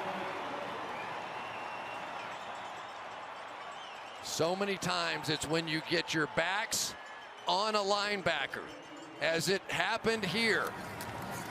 You've got Derek Johnson bouncing out there, and then you've got the young Devontae Booker, who was an excellent receiver coming out of college, making a huge play there. And Derek Johnson, you could tell with that Achilles still limping around. Officially 22 on the reception. In field goal range, but the touchdown ends incomplete. Bibbs tripped up in the backfield. He loses 2 yards on that one. I think his quarterback got him. Looked like Trevor Simeon tripped him. Because as soon as he tapped that left foot, well, let's take a look here. Makes the cut. Game's hard enough, right? Yeah. 4 minutes gone in overtime. On 2nd and 12, Simeon looking up top, flag is down, and the pass incomplete. Demaryius Thomas was trying to get open. Kenneth Acker was in coverage. And it'd be against the Chiefs. Pass interference, number 27, defense, automatic, 1st down. Anytime you get the one-on-ones on the outside, and here's young Kenneth Acker. Watch how much physical presence there is as the huge Demaryius Thomas just kept forcing his way to the outside to get that jump ball thrown. And there you go. And so now this Kansas City defense, it gives up a lot of yards, but have just been so good and so dynamic in the red zone. Gotten so many turnovers down here all season long. And they do it one more time. Exhausted. 20 and Booker. 1st and 10 is 20. Booker, no gain. Acker, who was flagged on the last play, makes this one in the run game. It's amazing when you played at that level of intensity for 4 quarters and you say, I'm just going to give it everything I have. And then here comes this 5th quarter. And you can just see it on their faces out there. They're all going for oxygen. They're all trying to catch their breath. And they're all still fighting their guts out. Doing it at altitude. A little edge of the Broncos, a little deeper right now because of injuries and also coming off a bye week. 2nd and 10, Simeon. Escaping. Look out from behind. Houston gets him. It'll be a run gain of a yard. As Houston finally ended up making the play. Yeah, they had it set up. They were basically going, here's Justin Houston on the outside, and they had a double move going to Emmanuel Sanders at the top of the screen, and it just didn't work out. Nicely covered that time by Peters, who is always a little susceptible to those plays, but answered the bell on that one. Two play callers who couldn't find anything. First downs were so tough to come by in the first quarter. They figured things out as they've gone along. Protections. Just a well-coached, well-played game. 3rd and 9. Ali pushed his offensive tackle trying to block him right into Simeon and comes up with the sack. He rode Russell Okung right back to the quarterback. When Russell Okung kicks that back left leg back, you'll see him set it behind him here. And at that point, the bull rush, you have no chance whatsoever. Once that foot gets back like that, it is just a straight bull rush right back into the quarterback. And that takes care of that. Brandon McManus from 44. If you weren't with us earlier, Thomas Gafford, the snapper, just got here a few days ago. The snap is perfect. McManus kick is good. Yeah, I had it all the way. Don't worry about it, brother. So the Chiefs, touchdown win. Field goal, overtime goes on. They don't score. The Broncos get the win. Overtime continues in a minute.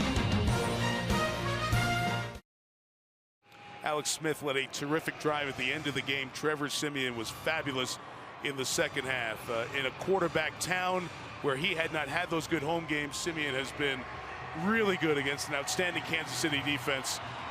Considering how many times these guys have been sacked and hit and jostled and taken off the spot, they've stepped up. Good performances tonight.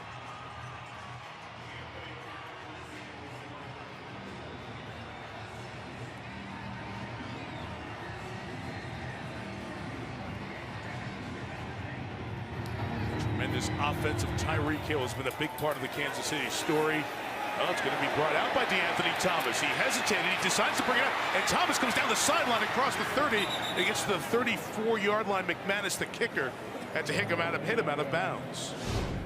Well, we found a new star in this league. Tyreek Hill starts off with a little 86-yard return of a free kick after a safety. And he hit the Jets, and you could forget about catching him at that point. That wasn't enough. Here we go. We're going to hand it to him on a little jet sweep around the outside. Some good blocks. We'll score it that way. And then with 1 second on the clock, controversy maybe, but touchdown, yes. And here we go for one more drive. So used to seeing touchbacks here in Denver. Flags down. Did they have too many men out there defensively before the snap? Prior to the snap, we had 12 men on the field defense. 5-yard penalty, still first down. So instead of getting the drive to start at the 25-yard line, you get the kick return, which was rare here, to the 35, and now the 5 on this. So you're going to start the 40-yard line for Kansas City. Yeah, and I think it was Kayvon Webster who was trying to call for a timeout as he was running off the field. But because they don't want you using that as a delay tactic at the ends of games, it came up in the Super Bowl, right? And forget about it. If they have 12 on the field, I'll take the penalty and run the clock, all those things. That's why it was put in. So it's 1st and 5, the 40, and Spencer Ware will only gain maybe a half yard, not much.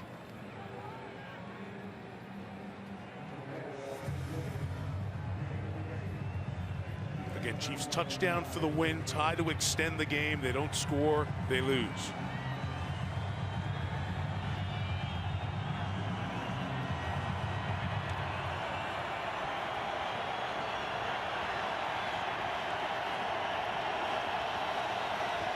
Kansas City goes 3 tight ends. Tyreek Hill in the game as they spread the field on Denver. 2nd and 4, Smith underneath, caught for the first down by Hill at the 46-yard line. You know, Mike, it was a great strategy there. They put 3 tight ends in the game to make it look like it was going to be a power run kind of formation. And then what did they do? They spread the whole field, and you could see Denver scrambling around trying to figure out which one of those linebackers was going to have to go out in coverage and make a play, pick up the first down. Nicely done that time by Andy Reid.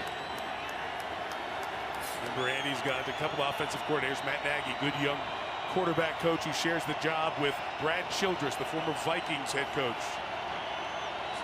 Really good offensive minds.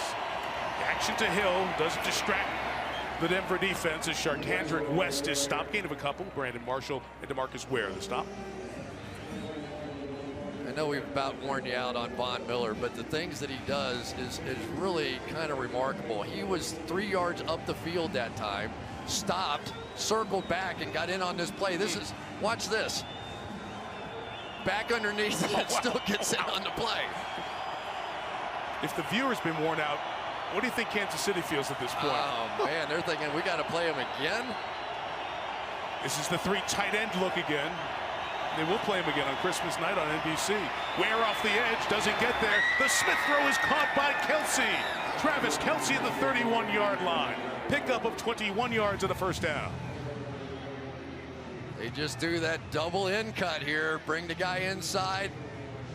Look at those moves. I love the moves by the tight end. Oh my goodness, he had better moves than I did. He just has a little wiggle at the top of his routes. They're so clever for a big guy. They just are just like a little wig. Yeah, let's keep it going, man. Let's go ahead and score a touchdown. Get out of here. 7 catches tonight. Ja Reed is in on the offensive line. Ware left jump cut, got away from the would-be tackle by Stewart, and turns what would have been a loss of yardage into a gain to the 25-yard line. Boy, it is a good thing that Shane Ray can run, because there was nobody else left out there. Watch this jump cut first of all, set it up, and now it's just a foot race with Shane Ray on the outside, because there was one safety in the middle of the field, and that was about it. Nice run by Ware, one of the better looking runs of the night for Kansas City. They've been doing the same look all night. Travis Kelsey one way, 3 receivers the other way. Under 6 minutes left in overtime. They'll run west to the left. First down for Jarkhandrick West at the 20-yard line. That was Ray over there again on the stop. Also watch the clock here in overtime. We're down to 5.5 left. So if Kansas City scores a field goal, there's not going to be a ton of time left to break the tie. Okay, I don't want 2 ties, though. You know, Mike, what they're doing, though, they're starting to at least show that jet sweep now. They're using Tyreek Hill almost as a diversion coming across. We'll see if sooner or later they give it to him. It's Niall Davis as the running back now. Davis inside Stewart, doesn't miss that hit. Darian Stewart comes down and tags him after a gain of a yard inside of 5 minutes left in OT. I mean, the play is so good. Darian Stewart came from 10 yards deep to make that play basically at the line of scrimmage. I mean, it's just first-class defensive play that we've seen all night long.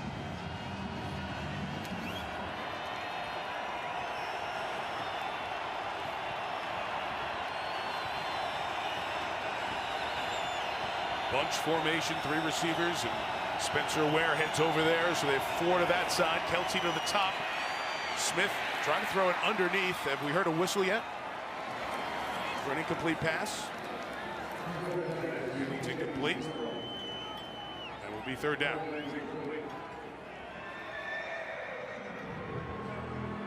Von Miller may have hit the arm of Smith here. Let's make sure the arm was going forward. Yep. And right now, Wade Phillips has adjusted as well. They are taking Kelsey to that 1 receiver side up there, and they are bringing safety help over the top. So now they've shifted him down here to the 3 receiver side, and they've left one-on-one with Demetrius Harris on the other side. Chiefs taking timeout here before 3rd and 9. Timeout, Kansas City, first team timeout, 30-second timeout. One of the 2 they have in overtime. You know, we look at those hits, Chris, so often. The first thing we're worried about, did the ball come out? We forget about, that's got to hurt.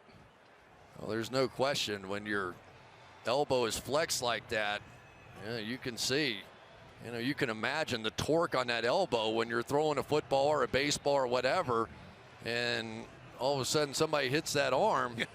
I'm sure it's sore. And I'm also sure Alex Smith's not coming out of the game unless it just doesn't work anymore. He's going to throw a couple of balls on the side. That was a good timeout.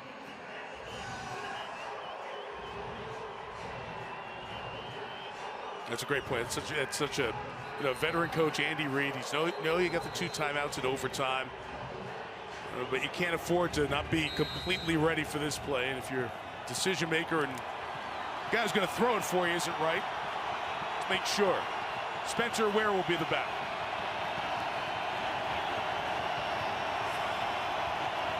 Tyreek Hill is right on that 9 in 3rd and 9. He's in the slot here, in the middle of the 3 to the right. Broncos bring pressure. It's for Kelsey. Couldn't get his head turned around in time. There's contact. There's no flag. As Justin Simmons is again in coverage. And here comes Cairo Santos to continue the game. There was definitely some contact on the tail end of this. Let's just take a look. Nope, no foul. Really nicely done by the officials. Sometimes those calls are so tough. And really well played that time by Justin Simmons, the young player. There is pressure numbers. This from 37 to continue the game. If he misses, the Broncos win. And the game goes on with only 4:19 left here in overtime. 27 apiece. Next score wins in what has been a terrific one tonight in Denver. Each team 2 long drives yielding field goals, so the next score wins this game. And the prospect perhaps of a 3rd tie game in the NFL this season, perhaps an unintended consequence or result of the change in the overtime rules, where that first possession field goal doesn't win it. The other team gets a chance to match it. And thus we've seen more ties than we had in the past. But there's still a lot of time between now and then. 4:19 left in this extra period. Santos kicks, Capri Bibbs kneels. 27 all. I think the players have had a good game on the offensive end. Chris, this guy, Emmanuel Sanders. He's something else. He really is. Not only is he the deep threat, he's also that quick guy underneath that can create some space and pick up some easy first downs. And I think that just his second 100-yard game of the year. And I'm sure Trevor Siemian's got to be thinking, what do I have to do to win this game? You know, we keep going down and taking the lead, and we're still not winning. Devontae Booker, the running back, as the second OT possession begins. Siemian drifting, has space to run, will take off and throttle it down after a gain of 8. Get out of bounds with 4:10 left. It'll be 2nd and 2.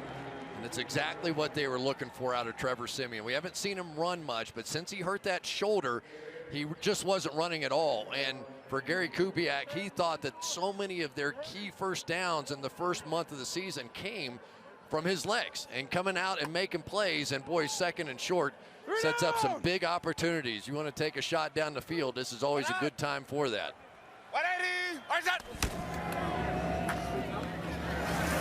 Run by Booker for the first down to the 38-yard line. A.J. Derby, who had a big catch earlier, helped clear the path. Derek Johnson slow to get off of the Broncos running back. Got a good block down, and then it was Derby coming across. Block it down right here, and then a kick out coming right across here from Derby and Schofield.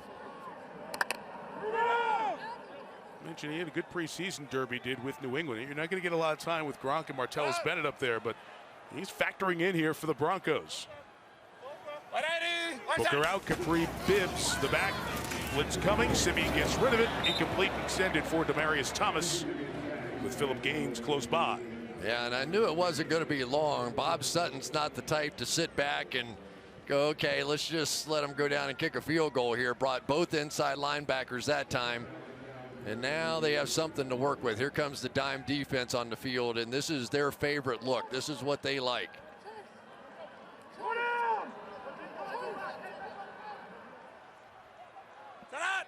Houston directing the pass rush traffic. He'll start from the inside. 2nd and 10 against that defense. They'll run it with Bibbs, who dives forward to be 3 yards shy of the first down with 3:20 left in overtime. That was some effort that time by Kendall Reyes, because that one had a chance of breaking out of there. Came from the backside and made a diving stop.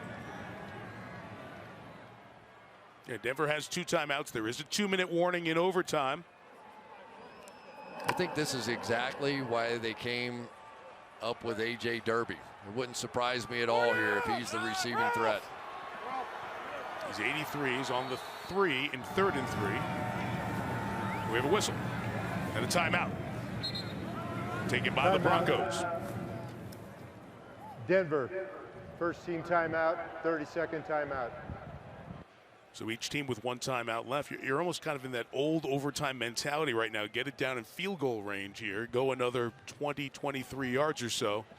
Give McManus a shot at it. It would be a game winner. What do you think the Raiders are cheering for here? A tie? Probably, right? Then they still have a game and a half on everybody at that point. Exactly. So they're cheering for the clock. You got Broncos fans, and you got Chiefs fans, and you got clock fans now at the end of this thing. And the point with the Raiders that we'll reiterate again with these teams down the stretch, they have to go on the road to play all these teams. And through all of this, and we're talking about the three in the AFC West, somehow, some way, Philip Rivers and San Diego are going to be right in the mix of deciding what happens here. Who wants to play them? No, nobody. 3rd and 3. Simeon fires. It's caught for the first down. Great call, Chris. It's A.J. Derby who keeps this drive going. It's all you want. You just want the one-on-one matchup, that time against the safety. Daniel Sorensen right here. Here comes Derby. Little push off. Maybe Gronk taught him that when he was in New England. But those are the kind of conversions that just make huge differences in an offense, and especially for a young quarterback who needs that threat in the middle. The one spot that Trevor Siemian has really struggled this year is between the numbers, between 0 and 10 yards. He's made big mistakes in there, and you can just see that comfort now starting to develop with A.J. Derby. So we have hit the overtime 2-minute warning. They're at the 44. From here, a field goal is 62 yards. They need another first down or so to get a realistic shot at a game-winning field goal. Year 5 in the league for Donald Stevenson, first 4 with Kansas City. Chris, he lost his starting job, but came back in this game and has had a huge impact. Yeah, he has. At least he stopped the bleeding a little bit on the outside, and Justin Houston has to be completely exhausted just playing his second game. And for Stevenson, it's not always pretty. He just punching and staying in front and doing whatever he can, but his block there gave time for A.J. Derby to get open. And knowing Houston being a Chief, you wonder if that knowledge has helped him in this case here. Needing about 6-7 yards to get into McManus field goal range. Bibbs is the back, and he is going to be kept right about the line of scrimmage, if not behind. Derek Johnson, the tackle. Kansas City only has one timeout with 1:45 left, so it looks like Alex Smith might not get his hands back on the ball unless Denver misses a field goal. Well, and plus, you want to run this clock down all you can, because if you happen to miss that thing, you don't want to leave it there. Right. But you got to get a first down. You have to get more yardage here. There's at the 44 now. It's 62-yard field goal attempt. It would be. McManus long 57. Of course, we are at altitude. Got one-on-one coverage on the outside if you want to throw one deep.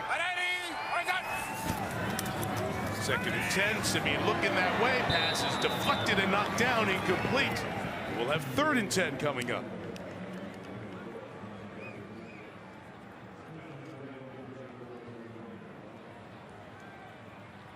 There's Chris Jones one more time getting that hand up. And one of the things they talked about with Chris Jones is he's a rare guy, Bob Sutton was saying this, that can push the pocket and then still be athletic enough to jump. He said a lot of times those guys who are just sit at the line of scrimmage, you get no pressure whatsoever, they're the ones that block the passes. This guy gets pressure and blocks passes. This is a pressure play with a lot of decisions to be made if you don't get anything. 3rd 10, the Chiefs are bringing pressure. Simeon puts it up top. It is incomplete for Fowler. Benny Fowler with Philip Gaines, who's been beaten a lot here tonight. Now it is 4th and 10 at the 44-yard line.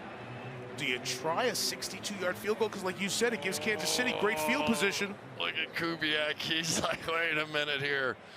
Joe DiCamillo's the special teams coach is there.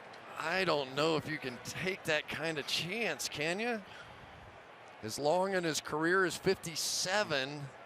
Almost have to punt this football. And again, it is cold. You know, the temperature here is in the low 40s, upper 30s. Michelle? Well, I talked to Brandon McManus before the game. Now, he told me he could convert 60 yards in either direction. Going in this direction in the pregame, he converted a 55-yarder. But again, he said he could convert from 60, and the wind has really died down here. Not much of a factor at all, Mike. It has, Michelle. And it would be 62 from here with the ball at the 44. So Kubiak takes a timeout. This is one of those, because if you attempt the field goal from that spot, you would give Kansas City the ball at the Denver 48-yard line. I just can't imagine you can do that. So then what do you do? Do you punt or do you go for it? You got to punt it, right? I think you got to punt it. Because the punt, then the scenario is overtime. Or tie, I should say. Yeah. Well, here comes McManus trotting out. Man. The longest overtime field goal in NFL history is Sebastian Janikowski, 57 yards. All right, let me just say this. If you have some sort of trick play to try and draw them off sides here, maybe when you want to go with this. Because at that point, you lose nothing. You still punt the football. At least go out there, see if they'll jump. And you know what? I think Kansas City just talked about that because Tyreek Hill had come on the field thinking the missed short field goal could be returned by a player. Then Hill went back and they put more of a defensive mode out there to just protect. Longest field goal in NFL history was made here. Matt Prater, 64 yards, and Jason Elam, 63. This is 62, would be the longest overtime game-winning field goal in league history. It's hit hard, it is wide left and no good, and now Kansas City will get the ball at the 48-yard line of the Broncos, and they're only a first down or so away from winning this game with no timeouts and 1:03 left. Wow, this decision is so interesting. This kick just hooked too hard. He may have had a shot at it had it been nailed straight, but now you're giving them the ball on your side of the 50. Gutsy move. Cairo Santos hopes now that his team can get a first down. Santos' long is 54 yards. That was made at Houston. So that would mean get a first down to get in that field goal range. And again, altitude, you add a little bit. Weather is getting cool. All right, so here we go. Up to the Denver defense. 63 seconds remaining in the overtime period. Andrew West is the back flag down. Free play for Smith if he can get rid of it. He scrambles, he gets wide open. Oh, he ran it. He's down at the 42-yard line. You're right.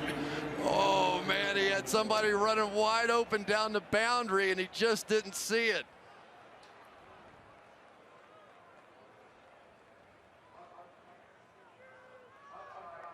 Number 94 defense, 5-yard penalty, still first down.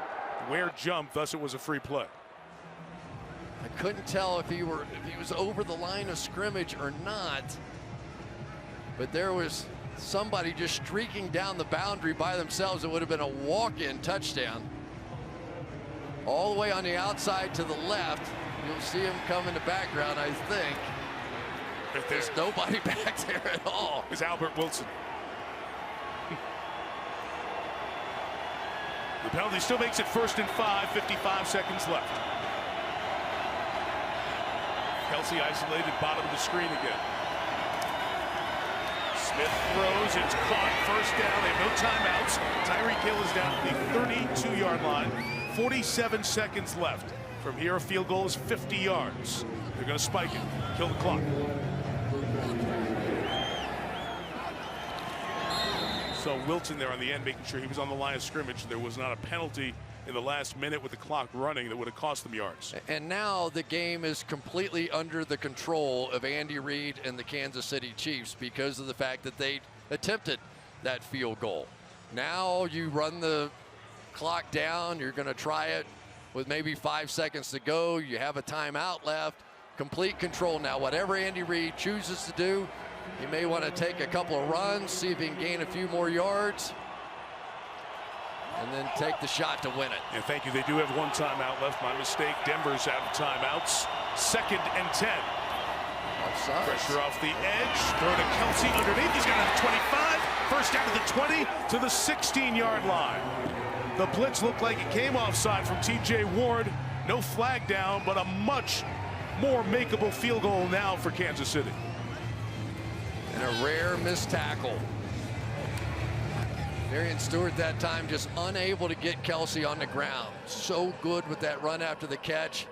And now Andy Reid has enough, but he does leave himself just enough time if in fact this thing were to be bobbled or whatever. A first down bad snap. Could retry the kick if it's thrown away by the holder. Now just remember this though. What happened in that Saints game? It was Justin Simmons who jumped over the center, and it was Will Parks who returned it. We have seen it multiple times this year. I would imagine Andy Reid has an answer for that one as well, but take a little running jump. And just remember what happened in the overtime game with Cincinnati in London against Washington. It looked like Hopkins had a very short, makeable game-winning field goal. He missed it, and the game ended up tied. The other guy's Aqib Talib coming off the edge. He's awfully good at blocking these kicks as well. There's Justin Simmons right over the ball. James Winchester snaps. Dustin Colquitt holds. Cairo Santos. Simmons. 34-yard attempt.